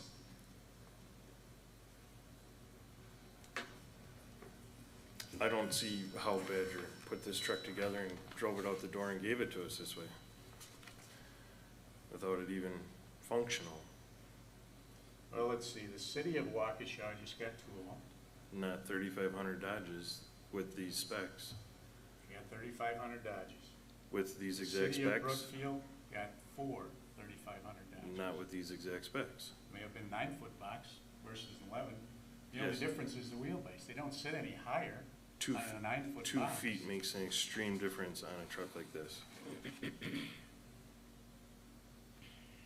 I think the ultimate question is, how did we get to the 167-inch wheelbase? I mean, what the truck, and if you go back and look at the agenda, Jim, from June 12th of last year, it says something about this. I mean, we didn't even have a price on this when it was put in the packet, and it was this 3,500 Ram with the dump box or what or not to replace the DPW or Jerry's truck or what or not to replace it. He doesn't have a 167.5-inch wheelbase in the old truck, did he? I don't know. I don't know why you're asking me. Let's go find the purchase order that was signed. We'll go get If that's it. the issue. I don't know where But, it is. but who did the administrator, if she's the one that signed it, she said, yeah, I know this is a 167.5-inch wheelbase, so who told her to sign it? Who told her to sign that? How'd she even know what she's buying? I mean, that's the bottom line question. How'd she even know what she's buying? I guess that's a good question for our administrator. Well, clearly, the administrator acted under the direction of the vote of the town board, Of course. clearly. So Badger came back to the board with a different wheelbase and then it came back to the board? It's telling you that I have confidence that the administrator didn't act unilaterally. She acted under the direction of the town board. The town board took a vote, and the vote passed by whatever vote it was. I didn't research it, and that's how she moved forward. But if you look We can at, throw all kinds of people under the bus and we can talk about the past. The question is, what are we gonna do moving forward? And I think Mr. Supervisor Radke has made it very, very clear, as has the DPW, that they have no intention of using this truck. we all agree with that. Okay, so Here's the let's move place we're forward. at. You're saying what the board approved. Go back and look at it if you want. I seconded the motion, okay? I'm Okay, so taking, what just did let me you finish. second? May No, I What did finish? you second? May I finish? What Okay. did you second? Well, I will tell you, go back and look at the packet. The first 10 or 12 pages of a talk about a truck with a 140-inch wheelbase. That's what I voted for. Okay. Okay? And we got 167. Go back and Okay. look at it. Well, that's fine. So we got duped. What Okay? would you like to do moving forward? I would like to have somebody go back and tell them, if this thing is the best thing since sliced bread, it's got 400 miles on it, take it back, give us our money back, and have a happy day. That's what I'd like to do. I would encourage you to do that. Really.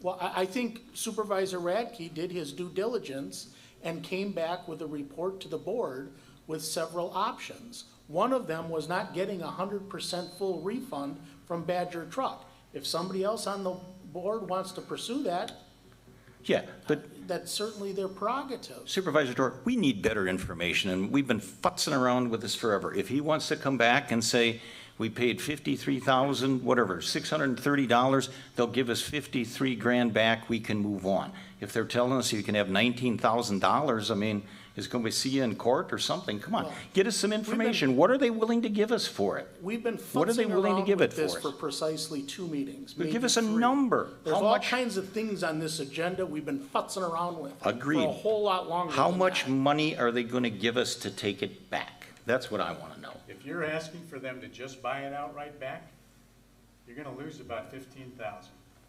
That's just a from-the-hip shot. Why don't you get it in writing, okay? No, And what get I'm it quickly. asking, Mr. Chairman, is you tell me the direction you want to do. If you want to trade this in on another truck, that's going to be your best deal. If you think they're going to just take it back and give you your same money, they can't sell this as a new truck. They can't come back and put it on a lease. Do Make they somebody think, take finance do they charges think, on do it. they think they have any responsibility for this at all? Have you had that discussion with them? I did, and you just heard my report. Do you want me to repeat it to you?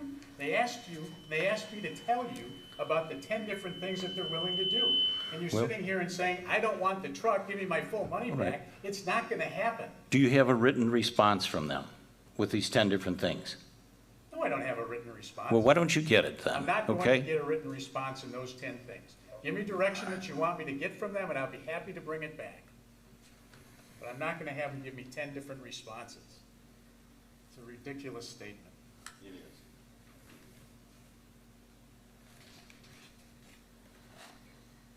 Mr. Chairman, could we go around the room and find out if the majority of the board wants to just return the truck, I'll use that word cautiously, and direct Mr. Radke to come back with a dollar amount that they would be willing to give you, at least we'll move it one step further. I think that's a great idea.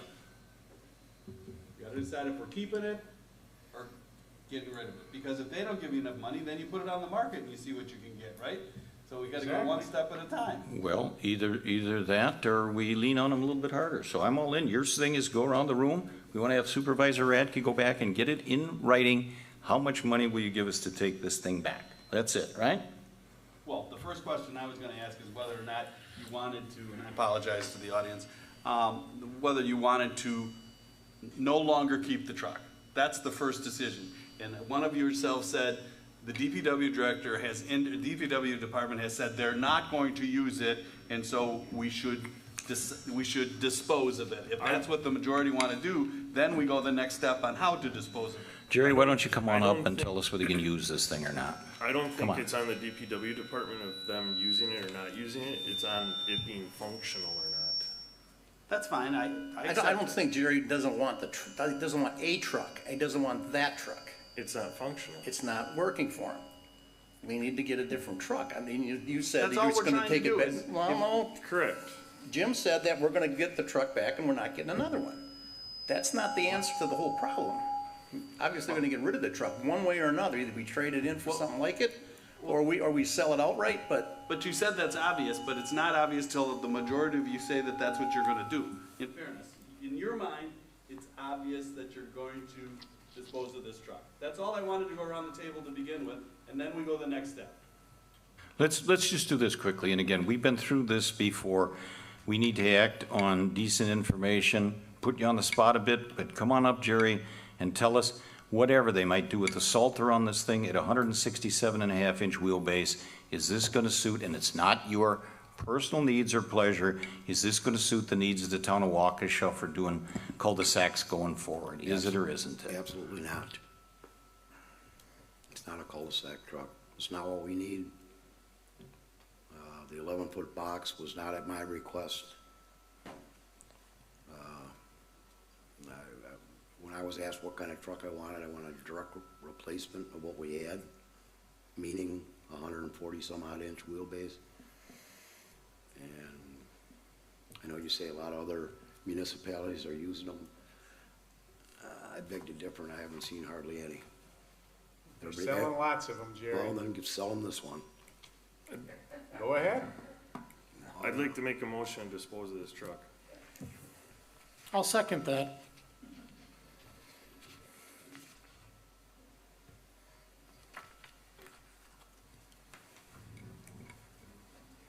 Discussion? My question is how? I mean, are you talking about selling it outright privately to put an ad out and getting rid of it that way? Is That'll that- be a discussion at a later date, but I think we should at least come up with a few options. Does dispose, Supervisor Ackey, could you do that for us? For a couple options, please? No, I'm disposing of the truck, not trying to make the truck work. does disposing of it, doing whatever we can do to get the vendor who sold it to us take it back? Does that include, Yes, does it does. disposal include that? Yes, it does. Okay. Any other questions on the motion?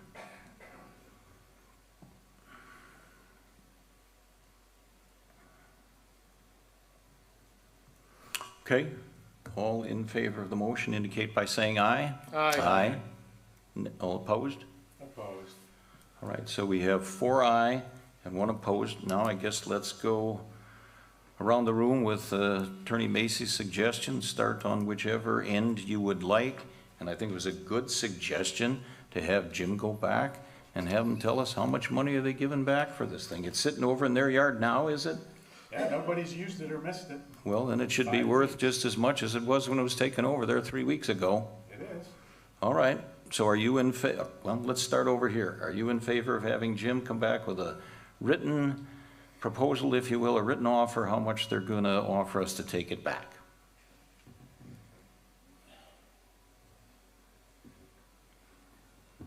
I know the answer to that question. They're gonna give us nothing for it. Well, that's not true, but Well, be realistic. They're not gonna give us anywhere near what we paid for that truck. of course not. It's a year old.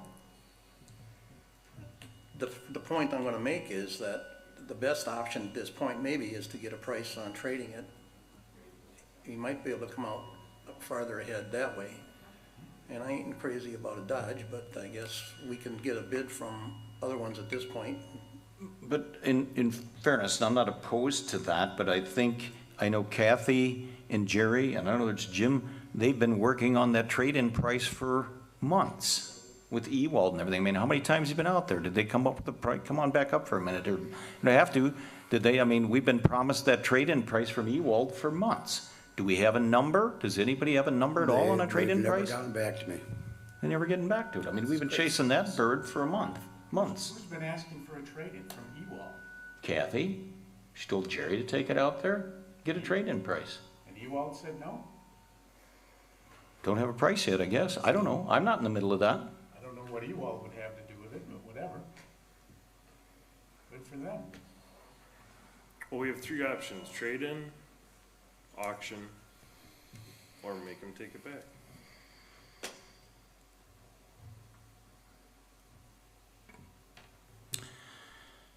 And we need to move on with this, but I think we need to see, how did the purchase order, or what or not, how did that come through to the town anyway? Did it come in an email or something that Kathy supposedly signed? I would like to see that. How did that come into our hands, and what did it say, and who reviewed it? I have no idea. I would assume it says most purchase orders, that they send a bill for a truck and she's ordered to sign it basically, and there was discussions as to what it was, and truck gets ordered. Truck gets ordered, truck gets delivered, and there you go. And a year later, if you wanna pick that apart, whether it's 8 months or 12. Not a year later. We're told that it's not the right truck and we don't want it. Now, there's not a dealer in the world that's gonna give you the same amount of money back that late, because you can't sell it in the same way.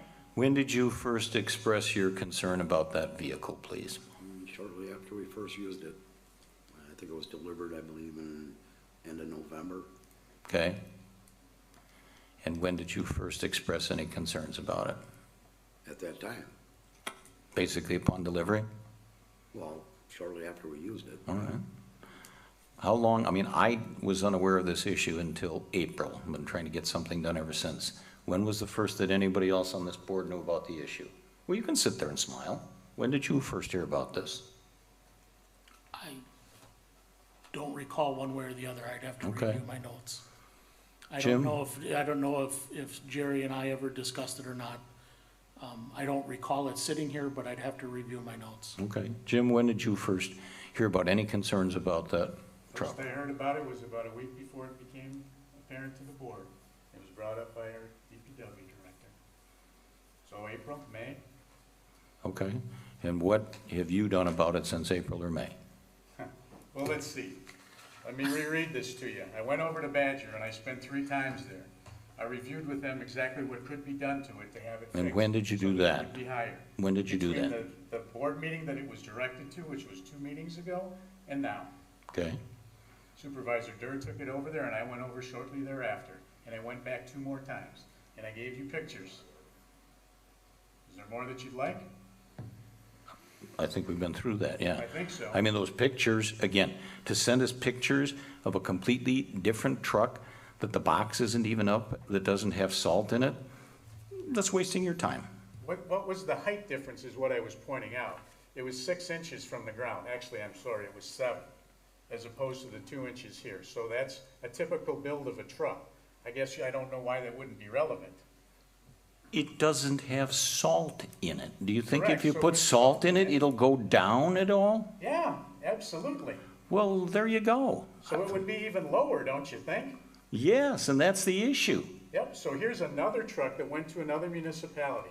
I believe that was Wind Lake. That was their exact truck that they were building in the shop. Yeah. Without salt in it, and you saw how it was. So all of these trucks that are going to other municipalities and other vendors are wrong. That's What would, amazing. if you raised the box on that up a bit and put salt in it, how far off the ground would it be?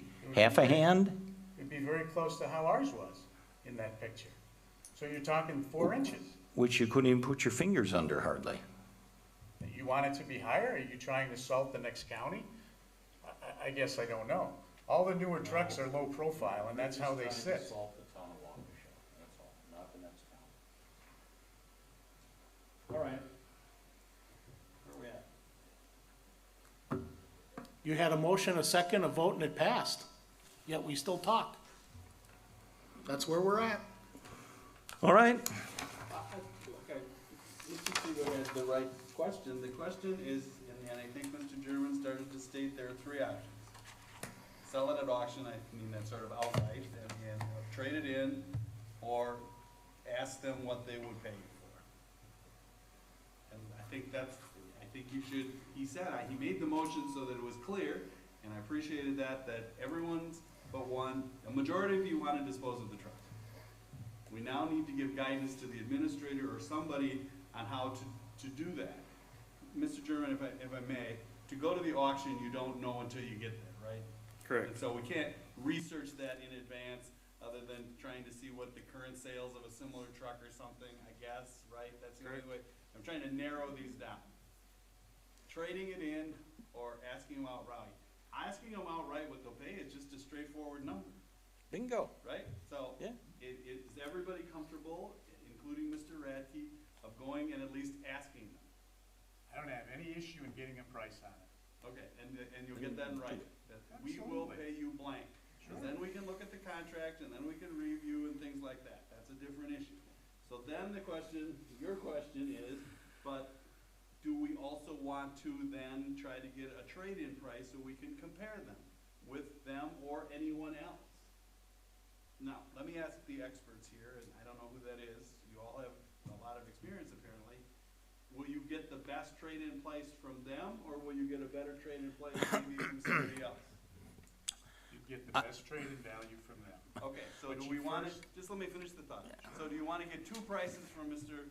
Radke, get 2 prices? What you'll pay us for it, and what you'll give us a credit for another truck? Time out. I don't have a problem with that, but trade in on what? Well, We're not gonna do the same folly again. Just hold on, let me finish, just let me finish. what he wants. No, we need specifications on the thing, okay? We're not gonna repeat this absolutely silly asinine exercise again. How can he go and get a price on something for a trade-in when we haven't even got the specifications of what we're gonna buy? This time we need to do it right. I do have a suggestion on that, because the best deal you're gonna get is on one that they have. Well, Mr. Chairman, I can come up with a state spec for that type of truck. A lot of municipalities do have spec sheets for that type of truck that do work. Okay, and that's a great suggestion, but if the DPW director went with Mr. Radke and looked at what they had available, and he said, I'm gonna recommend that one, negotiate the best price, we move this along. Are you talking about a used piece of equipment or what? I said, take the DPW director over and look what they got. I'm trying to be realistic here. I am too, but I mean, part of the discussion's been going on for months is, and we can go through this with Administrator Nicholas, she was basically saying she's been working on it, and we'll get her here, go to Ewald and find out what they would take this even up for a used piece of equipment. I'm not interested in going down that path at this point in time. So if you want to put together, maybe let's do it right. If the two of you want to work with Jerry or something, put a spec together, so at least we know what we're looking to get. Let's do it right this time. Well, let's back up here. First of all, to clarify things, this is a state spec vehicle. There's nothing that's not state spec'd about it. I don't know where that assumption is coming from. That is not a spec vehicle for. It absolutely is. No, it's not. Okay, you're right. You even know what the state spec means? It would be a functional truck. Really? So that's A in the functional state specs where it says that it has to be a functional truck. No, it doesn't say functional, but I do own 4 of these, and they come with a spec sheet, so a salter does work, a dump box does work, and a plow works for a truck. That's in the state specs. They have a wheel. States that? They have a wheelbase dimension, they have a dump box dimension. I can get one for you. I'm well aware of what the state specs are, and here's what it states, just so you're in the clear. Required equipment on pickup trucks, and this is a pickup truck. ABS brakes, 4-wheel anti-lock, air conditioning, a backup alarm, black vinyl floor covering front and rear, bumper, rear step, cab steps, cruise control, electronic shift on the fly, 4x4 controls with auto locking hubs, intermittent wipers, limited slip axle, mirrors, electric power port, power locks, radio, AM, FM stereo, cloth seats, power steering, tilt wheel, tire carrier, tires, all-season, transmission keys, spray and bed liner, tow hooks. This isn't a pickup truck. What is it? It is a light duty, or a medium duty truck. A light duty truck It's is. a 3500 or a 350, if that's how you want to call it, Dodge. How is it classified on license and On registration? the state specs, they have several things. They have a Chevy Silverado 2500. They have a Chevy Silverado 3500. They have a Chevy Silverado 3500 C79, which is the longer wheelbase. They have a F250 Super Duty, F350 cabin chassis, F350 cabin chassis 84A, which is the longer wheelbase. They have 2 Rams, the Ram 2500, which I believe is the other twin to what we have, right? And then they have 2 3500s, the R48 and the R48A, which this one is. One is a 60-inch cabbed axle wheelbase and the other is an 84. Correct, they have 2 different axle lengths. And they're 2 state spec trucks. Correct, but they also do not put salters, tailgate salters on a longer wheelbase truck. Really, because If they you have talk- several of them that they do. They do 9-foot boxes and 11. You can't put an 11-foot box on a shorter wheelbase. It's impossible. Well, by motor carrier enforcement, the wheelbase of this truck, they wouldn't even be able to carry the capacity that they can in that box. Well, that's incorrect. I think the ultimate question, and again, is on the stuff that was handed out last summer. This 3500, this Dodge 3500 comes with the 140-inch wheelbase, doesn't it? And we got this extended thing with 167. That's the ultimate question. And the difference from what I'm told is when the 11-foot box was asked for. But who asked for an 11-foot box? Okay, Maybe that's the ultimate I'll question. repeat it again. When the dealers over at Badger talked to the DPW department here, they were told to put an 11-foot box on it. That's And the who specs. told them that? That's the specs, and that's the dump box that they built, and that's what was sent over. Who told them to put an told you 11-foot what they box told on me. it? I wasn't there at the conversation, so I can't answer that. So there you have it. All right, Jerry, did you tell them to put an 11-foot box on it? No. Mike's here, did you tell them to put an 11-foot box on it? No. There's your answer. Oh, just amazing. I guess somebody made it up. Yeah. Yeah, they very well could have made it up, actually. Right, I'm sure that's it. All right, so, That was bleeding sarcasm for anybody who might have missed it. no, I think it was absolute truth, not bleeding sarcasm, it was absolutely true. Okay, so you're gonna go and how long do you think it'll take you to get a price from them to take it back? I'll certainly have it by the next meeting. Oh, maybe a little quicker than that, that's 3 weeks away. Don't you think you? What's the hurry, Mr. Chairman? It's been a year. It's been sitting over at Badger for 5 weeks, and I'm assuming it'll sit there for another 4 until someone decides to get it, or you decide to take their offer. All right, so you're not gonna suggest you're gonna be able to have anything before the next meeting. I think we need to do better than that. Well, I think I can get it before that, but what's the point of having it before that? Are we gonna have a special meeting? to Maybe talk we about it? Maybe we will, we might. So how quickly do you think you can get it? I would think this would be I can't easy. answer that question. I'll call them tomorrow and I'll have an answer probably within a week. Good. As soon as I All get right. that, I'll forward it on. Let's I do would- that. I would much prefer that, as Supervisor Stigler said, you're gonna be better off getting a price on a different truck, on a trade-in. Well, why don't you get it 2 ways then? Go Okay, ahead, get here's us the what I'll do. information. Tell me which truck you want, because if you get a 3500 with a short wheelbase, it's still gonna sit low to the ground. It's gonna be the same height. You saw that in the pictures that I showed you on a 550. But that's an 11-foot box on the 550 too, right? No, it's a 9-foot box. It's the same height. The height doesn't change because of the wheelbase. It The changes. new low-profile trucks sit that low. Guess all we're asking for is something that works. No, that's not true. The chairman wants full specs. It's not as easy as just saying we want something that works. What Badger suggested is to have our DPW department go over there and figure out what the specs are. Test drive them, figure it out, and figure out exactly which truck they want, and then they can give you an accurate price on it. To just throw a dart and say, here's another one, and here's another one, and here's another one, it isn't gonna change things. But I will tell you this, if you want the same color that's gonna match what we have, it's a 30-week wait period. 30 weeks, that's gonna be another year.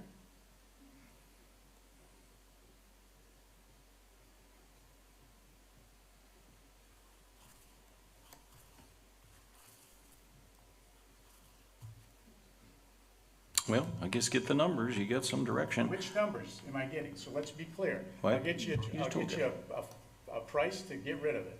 Yep, And is that it? no, I think Well, what they other- were saying, What other one? get a trade-in. What do you want to trade it in for? Well, that's the place we were at. So, I mean, how could we, if we didn't have a spec, we didn't know what we wanted, how could we order this in the first place? I mean, that's the asinine part of it right now. Can you work with Jerry?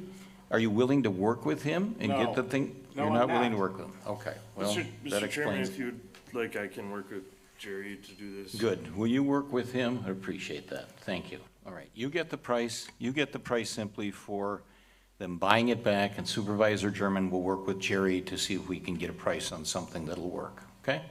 All right, are we With done no with this? specs. But now we're back to just picking something with no specs. No. No, they need to put together a spec. No, we're gonna take their specs. What? No, I will come up with a spec sheet No, okay, that works for different municipalities, different governing bodies. okay. Just wanna make sure where we're going. A lot of time invested here.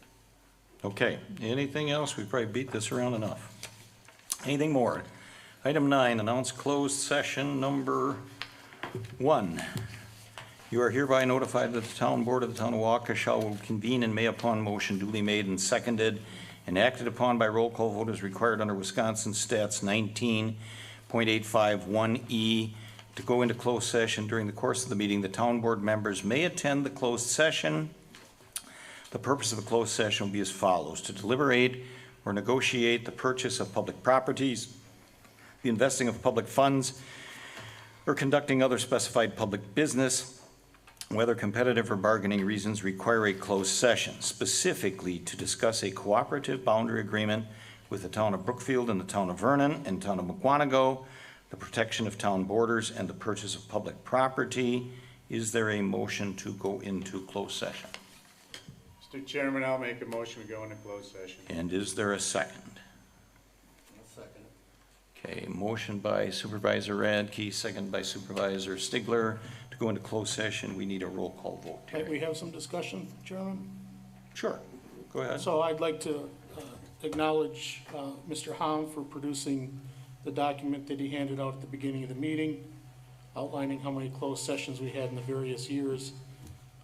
I notice and wonder out loud if April 1st, 2019 to present was left off. I was wondering if maybe somebody knew how many closed sessions we've had since April 1st. Oh, it's at the top. Okay, the answer to that is 5 then? Okay, thank you. Okay. So this would be 6. Any other discussion? Okay, roll call vote, please. Chairman Fisher? Aye. Supervisor Durr? Aye. Supervisor Radke? Aye. Supervisor Stigler? Aye. And Supervisor German? Aye. Okay, we are in closed session at 8:32 PM.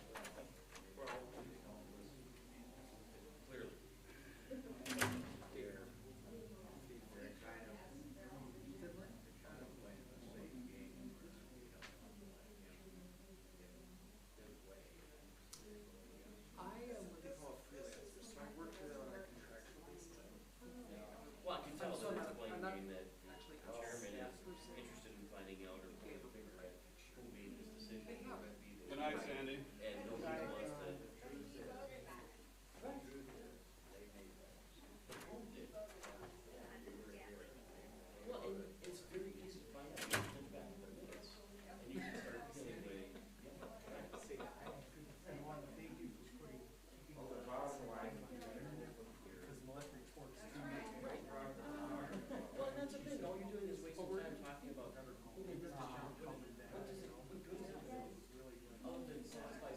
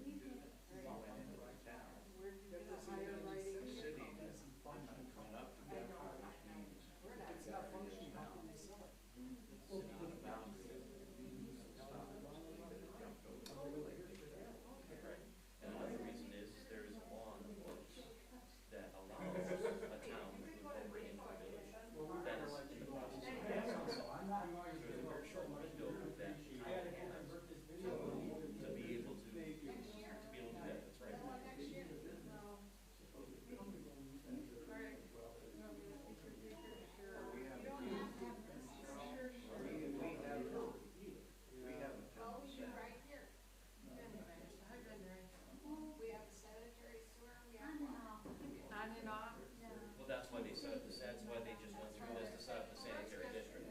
That's their positioning it, to make sure they're checking on all the things. All of that area along Sunset. There's not that much. How much is still walking along Sunset? How much of it is not? Railroad track almost all the way to That stuff across from the new development, that's all city. That's been,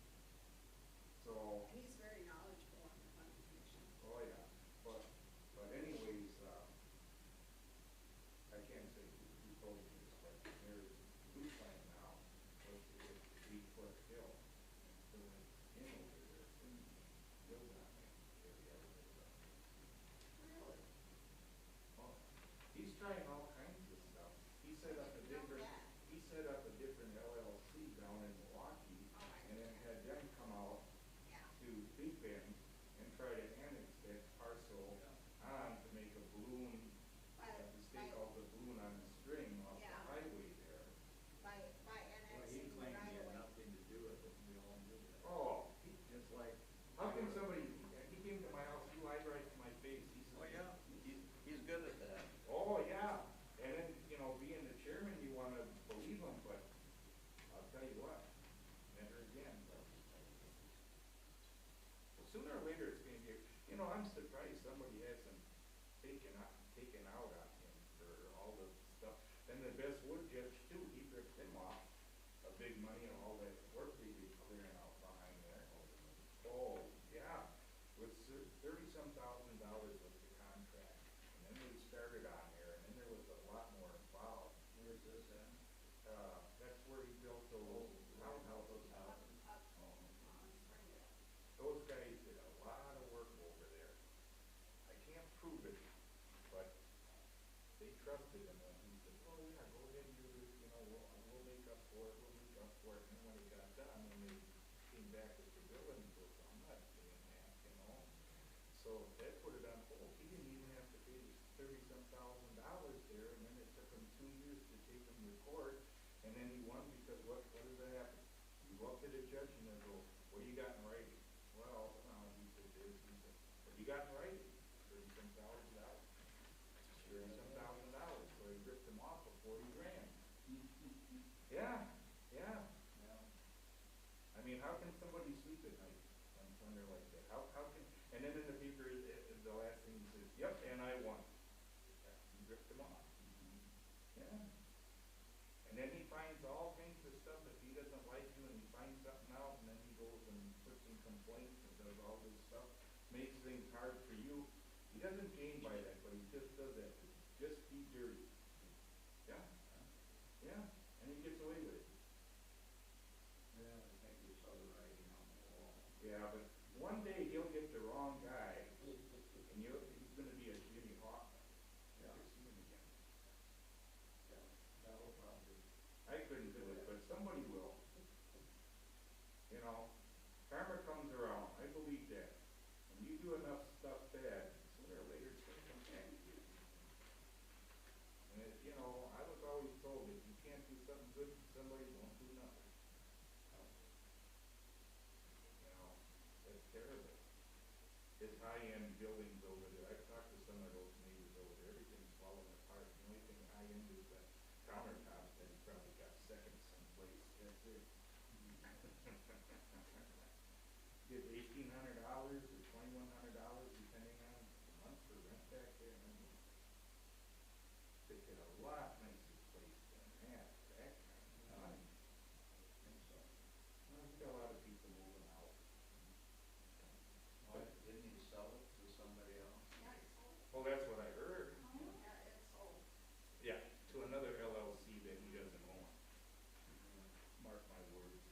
Was his company built, to the road? Well, they did. And that's beautiful place. But I don't know. There was sign there. Sign will tell. Because we were there when they built that back here, and I'll tell you what, he didn't even have doorbells on the places.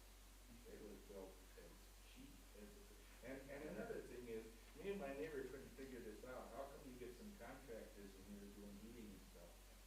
And then 2 weeks later, there's different ones coming in doing it. And then 2 weeks after that, there's different ones coming in there.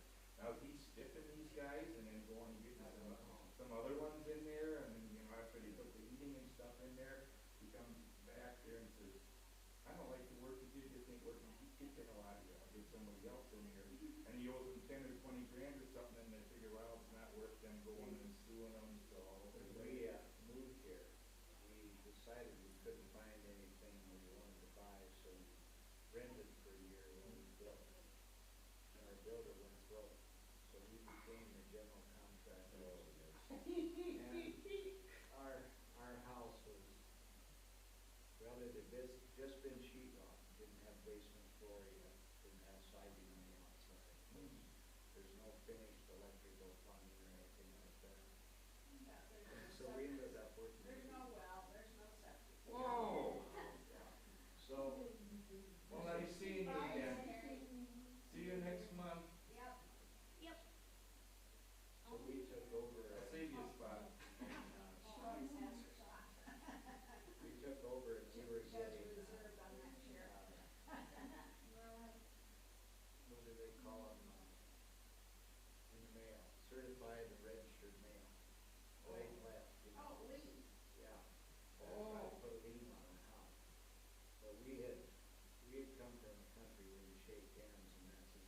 Yeah.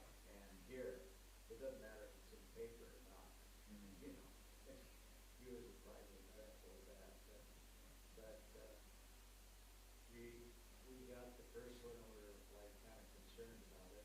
I worked for Wisconsin Energy, power company, I took it to one of our attorneys, he said, you got everything right, he says, they can't do anything with it. And I said, well, how about the money? And he said, no, they can't attach that because you have right here, it had to be done on or before the 15th of June, and you have the right to take over and all the money and everything. So we found good and bad contractors as we were going through, but most of them worked with us. But we got to where we wouldn't, you deliver the thing, we'll pay you, but we're not paying you ahead of time because we know what's gonna happen. Right, You're they not give you money ahead of time and they'll never see you again. Yeah. But on the other side, they didn't have to sign a waiver that said that they'd gotten their money. Yeah, what they were doing in those days, you're a contractor and you are working for Polinsky. Are you here for the paper? I am. And you're, if you're working for Belinsky or any other builder, at that time, they would. Lately, they've been doing a great job. Belinsky would have you Oh, sign a we're waiver getting a lot that you more were gonna pay. information in the paper. And then they would give that waiver to the I work for them loan company. I work for them on a freelance basis. I'm not in on all Loan this. company and say, oh, okay, so they've been paid. Belinsky's paid that. Well, apparently they're. And I now have a waiver from the subcontractor. Sure. Well, we found out that what they were doing. Happy to be of service. The way it's supposed to work. Yeah, I've been going to meetings here on and off over the years. The contractor pays Before in 2010. then he gives him a waiver. Yeah. And the contractor takes a waiver. Oh, yes. He gets his money. I think But that first instead, time. I want the waiver first, and then I'll get I the think money. it was and around I'll the time give that you the money. I remember a There time were when the several board of them only had that 3 I got members, paid. and then it increased to 5, and that was, I think it was that year. I'm sorry, I understand your problem. Accidentally wrong Our someplace, problem. it was the We have a ordinance signed waiver. without. Oh, yeah. And walking One of forward. them told me, Yeah. said, well, it must be a forgery, you better send it to me, you could get in real trouble with that. And I said, well, you might have convinced me, but I said it's signed in light blue copy. This is 1973. Yeah, I remember that. I think that was the first meeting. And I said the signature matches yours exactly. Would have been the annual meeting. The estimate, you know, to do the job in the first place. Yeah. I said, no, it's signed by you. I said, I know what happened. I said, you're gonna have to go back to Cecil and try to find. But we, And you we've probably lived here a won't. long time. Did you, see that on the news about that hobo in Milwaukee, you know, that filed bankruptcy? You know, there was a number of people who went down there, you know, and they were, closing out. They were buying, you know, kitchen stuff, cabinets and countertops and stuff like that. And they paid for it. Well, come to find out, that hobo didn't pay the supplier that came in. So the supplier was coming back after these people.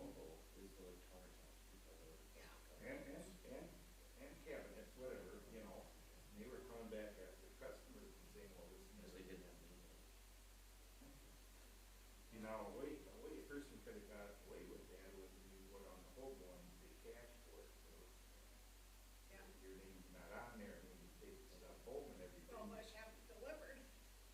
Now you pick it up So yourself. when our builder went broke, we had trouble with some of the people that we had a list of who was gonna work on it. Because our loan company was owned by the electric company. And it was for employees only. And so they had all of this stuff listed. We had one of them that would not work with us at all. And ironically, they had not been paid. All they had to do was submit a bill and I had to pay them. But they didn't submit a bill. They wouldn't even talk. No, they wouldn't even talk to us. They put in the glass door, and they would have had to, or we asked them, you know, about getting the doors in the basement. They wouldn't even talk to us about it. They're not doing anything, just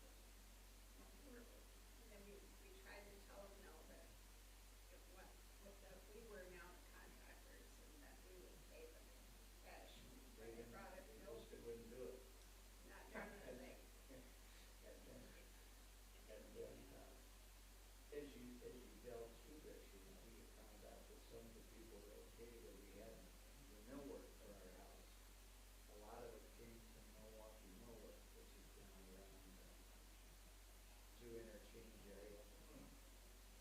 They would not deliver it until we paid for it. And our appraiser at the electric company wouldn't pay for it, but it was delivered. And I said, look, can you guys get together? I said, do you think the electric company is not gonna pay your bill? Well, now that doesn't make sense, does it? And so the appraiser finally went down and agreed that, okay, I'll pay your bill this morning, and you get it there in the afternoon. And the guy that delivered, and then the guy that was doing the roofing for us at the time had to come down and tell us where all that wood was, because I was the general carpenter. And I'm like, well, what's this funky stuff?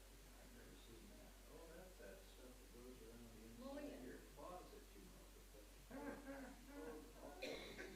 and it says this is a triple mullion. What's a mullion? Well, that's your 3-bay window in the front, or your 3-panel window. He said, all that trim around there is called a mullion.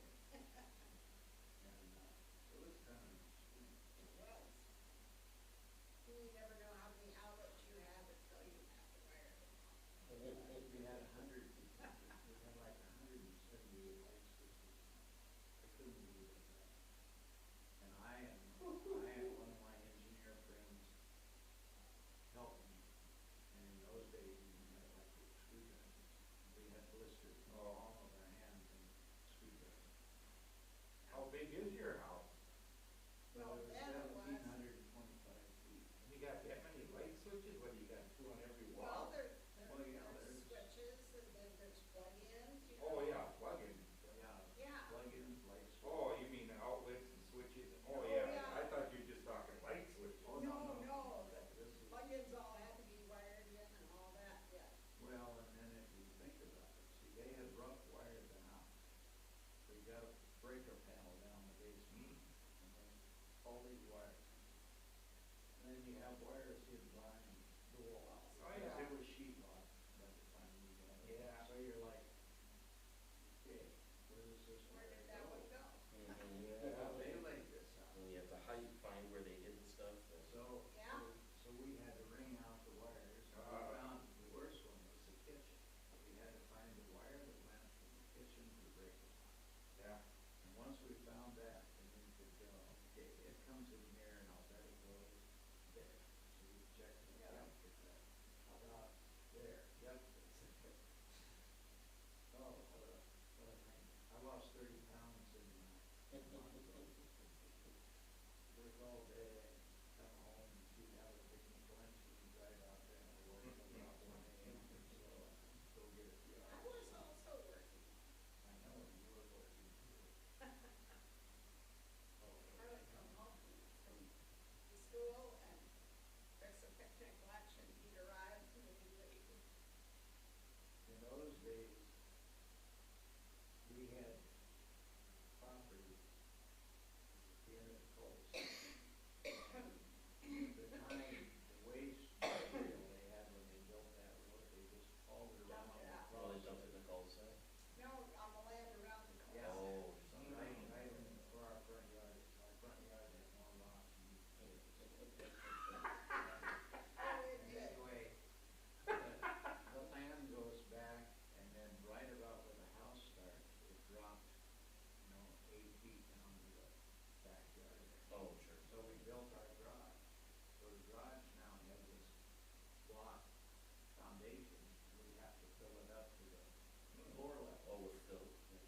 So we're like, Phil was creeping around here. And so one of the guys said, well, why don't you check with some of the foundries out there in Waukesha, because they're always looking for a place to put that. All their So for slag. $5 a base square, price. they would deliver 5 yards of foundry sand. You told us 3. Well, I said 5. No, you said 3. I All right, let's remember it cut well. the chief. Four.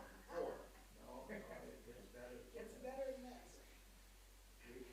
We would come out every night and there'd be a Shovel load it of into the foundry sand. basin. So our 2 kids and the 2 of us, we would shovel that in. We had to buy it, we wheelbarrow, and we'd haul it into that thing, and the next night there'd be another. It would come out one night, as I recall, it's like in the middle of the week, and our neighbors where we were just over by the courthouse at the time, he didn't come back. And they came out, this was before they went away. Oh, this was. We had to go. Yeah, this was the only work we were gonna have to do. And so they came out to see if we were okay. Well, they dumped 3 loads. And I happened to see the truck. It wasn't 5, it was an 8-yard truck. And I'm like, no wonder it's taking so long. So they pitched in and helped. Yeah, They so finished they- up about 1 o'clock. Yeah, we got it filled and, oh my.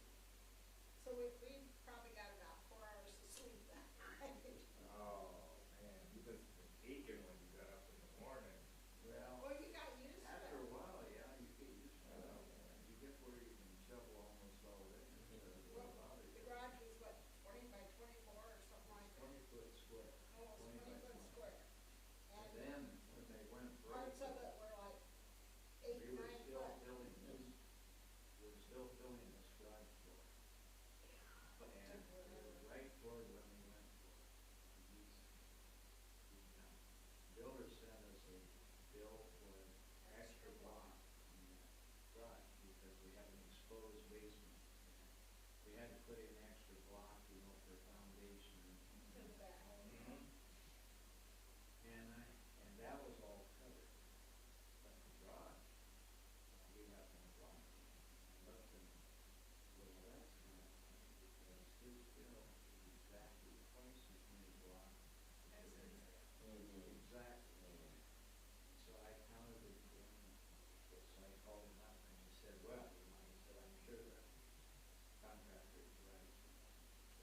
You're gonna have to pay that. And I said, well, why don't you come out and count it together? He says, also, I'm not doing it. He says, what do you mean? The garage. I said, and it's still where you can count it. You wanna come out and count it with me? And so. He that did? was- Yeah, that was, no, he didn't come. Oh, he didn't come? No, I know they reduced the But that bill. was about a week or 2 before they went broke. I know they Right reduced the before the bill. closure. They didn't actually go broke, what they did was the guy that the grandma for Stessel's son-in-law, and both her brothers bought out, they were partners. They bought out Stessel after he went bankrupt, and guess who the treasurer of both the brothers turned out? Stessel's son-in-law. So we got caught in that tax stuff. Sure, they wrote all of Stessel's expenses off with tax loss and everything. Wow. It was an experience. Pay you extra time just to cover? Oh, he's a freelance. No, this is They his just, own they just night. pay him for his storage if they decide to buy it. Yeah, they buy it. Well, they will. Are you gonna put in the length of time they discussed the truck? No, we had. I might find a way to sneak that in there, yeah. We had lots of fun. It was funny after we got them in. We are the only ones though, the initial people who lived there that had any form of occupancy permit. Oh. We were told to get out of the house one night because the guy that was doing the hardwood floors was gonna say, why don't you guys go to a movie or something and get out of here? So out on Best Street. So we did. I'll be, here's such and such a time.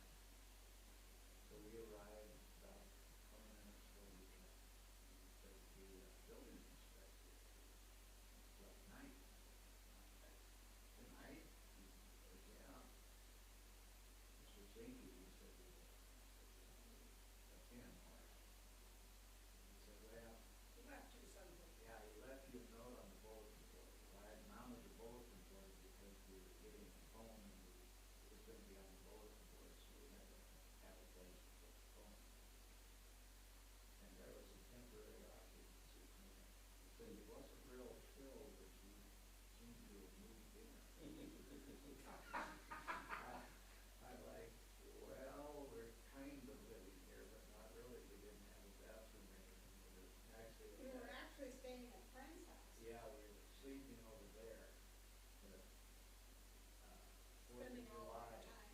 Fourth of July, delayed the hard floor in the kitchen and the hallways and the bathroom ourselves because, they wanted, I think, $255 to lay it, cost $400. So we're watching every penny. Oh, yeah. You know, this is gonna, we're afraid we're gonna run out of money. Oh, yeah. And, so the plumber shows up at 4 a.m. We slept in the basement that night because we wanted to get an early start, because we wanted to get it started and done all in one day. Because you can't put in cabinets and have the floor in this. Oh, yeah. Everything had to be done in order. So, we had moved all our stuff from our apartment down into the far corner of the basement, we had mattresses laying out on the floor. We were camping. Yeah, so you can see that we've been sleeping. Anyway, I talked to him later, he said, boy, you guys really had a tough time with this house.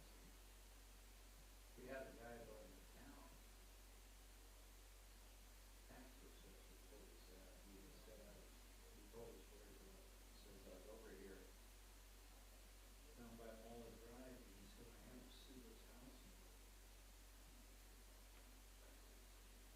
Started checking credit.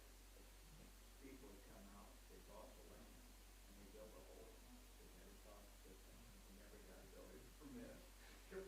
It had been there for several years. Came out and Paid built it. any tax. Oh. Yeah. Well, you'll pay for that. Yeah, they did. Speaking of taxes, did you guys see that they're gonna be reassessing properties? They have to. They're required to do. The What was state, it? the state ordinance. Oh, is it really? Yeah, Yeah. you have to reassess every so often, and if you get too far off of the mark, the assessment versus what the real market value is, then you have to have a special assessment. Otherwise, When are they gonna do that? I think next year, we'll be here in, Yeah, I thought that was, or, no, that's a planning commission. Yeah. How long have you been in town? 5 years. Oh, it's Plan really commission, Yeah. plan commission meets the first meeting. Yep. If I remember right on the last one, the town didn't do it. Oh, they don't. And They then, never, we never do. yeah, and then the state turned around and said, okay, we're gonna do it, and then some of the Then people. we're gonna charge it for Some it. of, some, The reason they didn't save you money. right, right, because, They knew it was gonna go up, so Yeah. they drag it out. The Yeah. state then orders it. yeah, and then, some people were raising concerns about that, and then the town says, here's how it works. If the town does the assessment and the state doesn't like it, then the state is gonna come in anyway, so they said they just got into the case and say, you take care of it and then bill us, so it worked out better. That's the way I I don't heard it. know it's true, but you can kind of figure it out yourself, but I argued with the assessor when he did one of these 9 times. And the reason I did was because my neighbor, the tax records, by the way, are open for several weeks, I think, 2 or 3 weeks. You can come and you can look at all your neighbor's tax assessment. Without going up to the courthouse. Yeah, and I would advise that because, Yeah, that's, because that's all, then it's you open know, records. if you think you are in line with the real. And I can't tell you the exact figure, they've been there for a long time, but these people have just bought Jerry and Lois's house. They moved in. And so we knew what they had paid for it. And all of a sudden, I'm being assessed way more. And their house is bigger. They have 4 acres. They have a pole barn. Their house is all brick. Yeah, 4 bedrooms. They have 4 bedrooms, 3 bathrooms.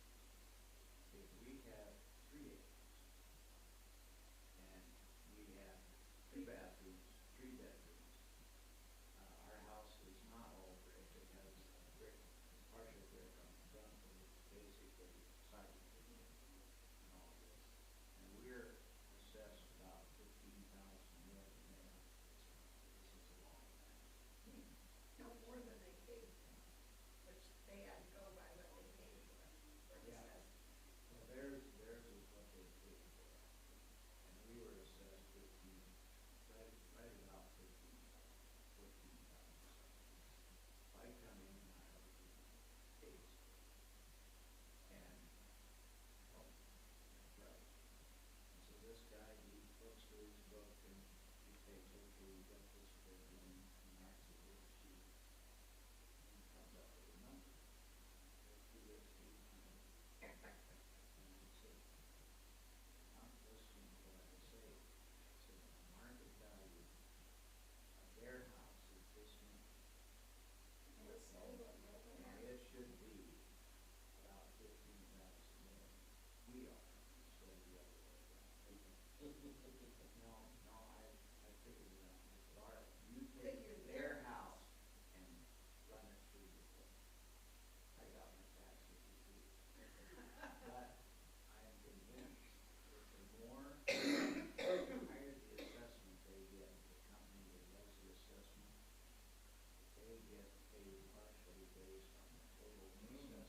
I don't know, nobody will tell me. Oh, yeah. And I'm sure that's a well-hidden secret.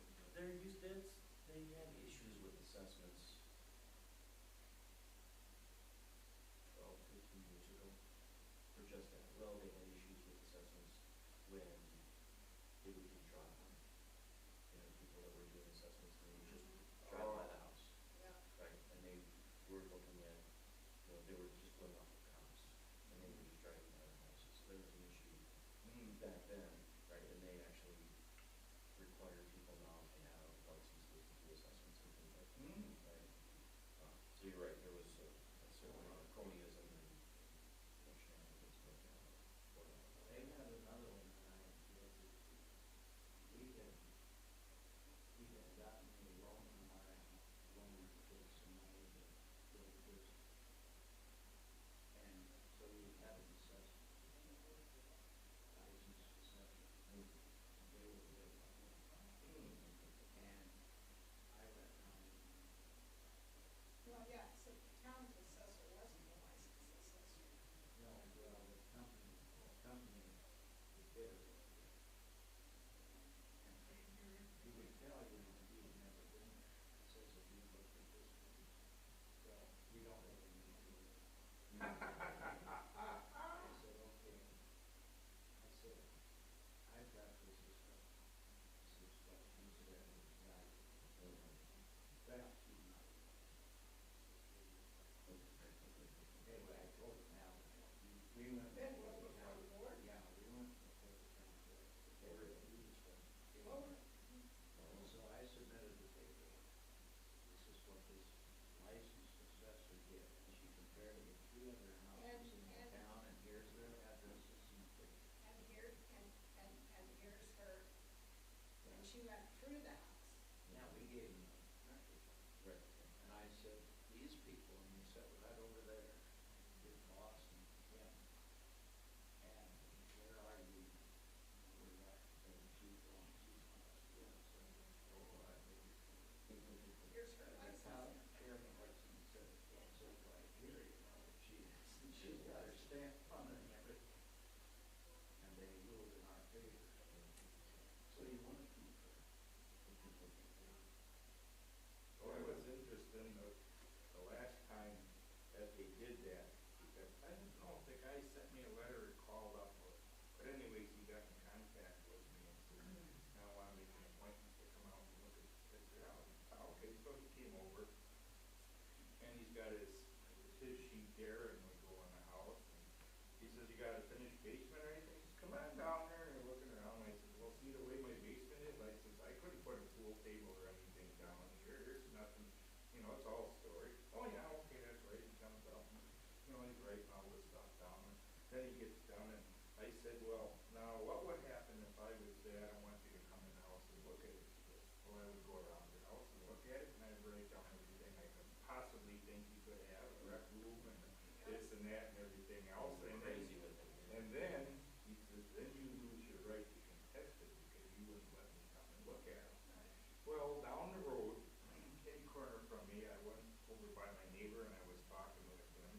And, this is after we got our assessments and I said, yeah, they assessed my property and after this amount. He goes, I'm getting assessed for way more than you. And he says, you can tell my property and yours, it's a big difference. I said, well, didn't you let him come in the house? He said, no, my wife wouldn't let him in the house. I said, there you go. There you go. He wrote down all kinds of stuff you don't even have in your house. It could possibly be there. And I said, now you can't even go up and contest it because you didn't let him come in here. He says, you think I should have let him come in? I said, yeah. I said, your taxes would have been way lower than mine. He said, now there's nothing you can do about it. They came to our daughter's house and beat the damn out of it. Well, we were up there babysitting. She was in college. And we were painting bedrooms. Yeah. And he wanted to come in and I said, well, I'd like to let you do it, but I said, this isn't our house, it's our daughter's house. And they'll be here at such and such a time. Yeah, yeah. But I said, I can't let you come in. He goes, well, let me just check. Yeah, let me check. And he's looking and he said, well, it says here there's one bedroom on the first floor. So I said, wait a minute, there's what? There's a bedroom on the first floor. Well, I wish I knew where it was. I said, there's no bedroom on the first floor. I said, there's kind of a closed-in porch in the back. Maybe that's what you're talking about. Oh, that would be it. So we let him come around and look. And I said, well, why don't you come back with me here? Boy. I've seen what I. Yeah. She said, I think this is not quite right. But we finally figured out there's a funny little room. It's not a If bedroom. you come out of their living room, you go through this little tiny room on one wall. It's a hallway. With a cabinet, with a glass door. Looked like it was for some kind of collection or something. And then there's a little dingy bathroom. An 80 by 30-inch door will not lay on the floor in that room. It's that tiny. It's a powder room. Yeah, and I ended up rebuilding it, and then I rehinged the door so it come out, not in. And that allowed me to put a little sink in the corner, so they had a front sink, and that hadn't been done at this time. So we finally figured that maybe in the past, that was a closet, and they had a bed in there. Yeah. And it had We don't a know. door into that porch, and a door into the living room. And you're like, boy, if it's a bedroom, it's got a lot of traffic through it. So we couldn't imagine that. Well, yeah, and it was only probably Well, it maybe was, 8 by 8 or something. well, the Maybe door, less. like a door like that, if you laid it flat, you couldn't lay it flat Yeah. in that room. It wasn't that big. It was too short and it was too narrow. And So the we're like- toilet was at one end and. No, but I'm thinking of the hallway into that bathroom. Oh, yeah. Maybe that was the bedroom. Well, yeah, it was more like a hallway. Yeah, They had, it was a hallway, that's true. she's pretty sharp and she's looking at these houses and stuff and they had, see, they had kids in college, one of their son in college. Anyway, their income level and their expenses were such that you could get a wheel. Oh, yeah. And you had this, in the first house, it was, and you had to spend a third of the total cost including the house. And that house had a 60-amp service. And I said, well, the first thing you should do is put in a 150 or 200-amp service. The fellows from the work one day, he said, Dad, they said it would cost me $5 for every outlet or every light switch I want to put in. Not too much. And he said, Cindy, I can't tell you. And I said, put all you want. Yeah. So she did. Well, when she got into this other one, they had some kind of a energy saving thing. And that little scamp got a free breakfast, free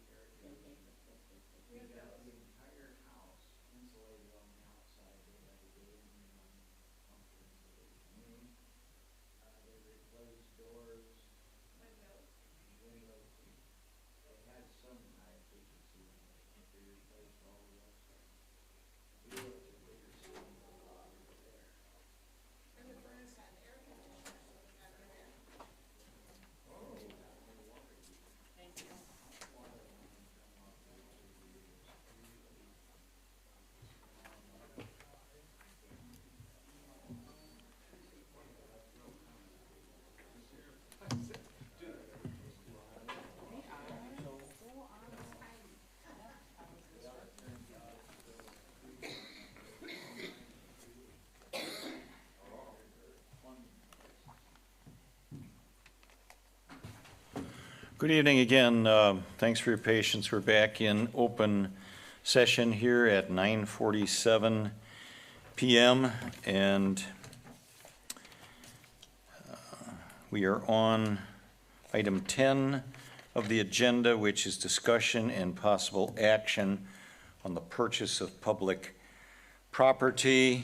And we have two motions in open session here, which reflect what was done in closed session. And I believe Terry has the verbiage for those. Correct. The first motion is to accept the counter offer on the Hofstetter property and to authorize the chairman to sign the same. Would someone like to make that motion? Mr. Chairman, I would make that motion. Okay, motion by Supervisor Stigler. Is there a second to the motion? I'll second it. Seconded by Supervisor German. If everyone understands the motion, is there any further discussion? Then we'll proceed to vote. All in favor of the motion indicate by saying aye. Aye. Aye. Opposed? Opposed. The vote is 3-2 with Supervisor Stigler, Supervisor German, and Chairman Fisher voting aye. Supervisor Dorr and Supervisor Radke voting nay. And the second motion, please. The second motion is to direct the attorney to prepare a counter offer with regard to the Gilfus property and to authorize the chairman to sign the same. Would someone like to make that motion? I'll make that motion. Is there a second? I'll second it. Okay, motion by Chairman Fisher, seconded by Supervisor Stigler. Does everyone understand the motion? Is there any discussion? Then we'll proceed to vote. All in favor indicate by saying aye. Aye. Aye. Opposed? Opposed. Opposed. The vote is 3-2, the three ayes. Supervisor Stigler, Supervisor German, and Chairman Fisher, and the nays are Supervisor Dorr and Supervisor Radke. Item 11 is discussion and possible action on a Town of Vernon cooperative plan. There's no action to be taken, but just a very quick update. That matter was discussed in closed session. We're simply working on some clarification language on that cooperative plan. And the other thing to share with you informationally is that there will be a public hearing on that cooperative plan, which will be held at the Waukesha Town Hall here. So the cooperative plan with the Town of Vernon meeting will be held on the 30th of September, beginning at 6:30 p.m. So it'll be a joint public hearing with this town board and the town board of the Town of Vernon. Somewhat similarly, item 12, which is discussion, possible action on a Town of Mukwonago cooperative plan. Again, there was discussion about some minor modifications to verbiage and so forth. That cooperative plan will be the subject of a joint public hearing here between the town of Waukesha and the town of Mukwonago. That public hearing will be held here on October 8th, 2019 at 6:30 p.m. And just as long as we're doing the informational part of it, and a reminder to people, the joint public hearing with the town of Brookfield with a cooperative plan has been scheduled, and previously people have been advised that'll be on September 19th, 2019 here in the town hall at 6:30 p.m. So that's just informational. Discussion 13 is discussion and possible action on protection of town borders. Correct me if I'm wrong, but I don't believe we have any action that needs to be taken on that tonight. Is that correct? Correct. So is there any further discussion about that at this time? Okay, then we would go to item 14, which is accounts payable, authorized payment of the bills. Is there a motion to authorize the payment of the bills in the amount of $33,056.91? Mr. Chairman, I'll make a motion, we approve the bills in the amount of $33,056.91. Is there a second? I'll second it. Okay, motion by Supervisor Radke, second by Supervisor German, to authorize payment of the accounts payable bills in the amount of $33,056.91. Is there any discussion? If not, we'll proceed to a roll call vote, please. Chairman Fisher, Aye. Supervisor Durr, Aye. Supervisor Radke, Aye. Supervisor Stigler, Aye. Supervisor German. Aye. And last item, 15, would be adjournment. I'll make a motion, we adjourn. Second that. Okay, motion by Supervisor Radke, second by Supervisor Durr to adjourn. All in favor indicate by saying aye. Aye. Thank you. So we are officially adjourned at 9:54 PM. Thank you for those of you who stayed.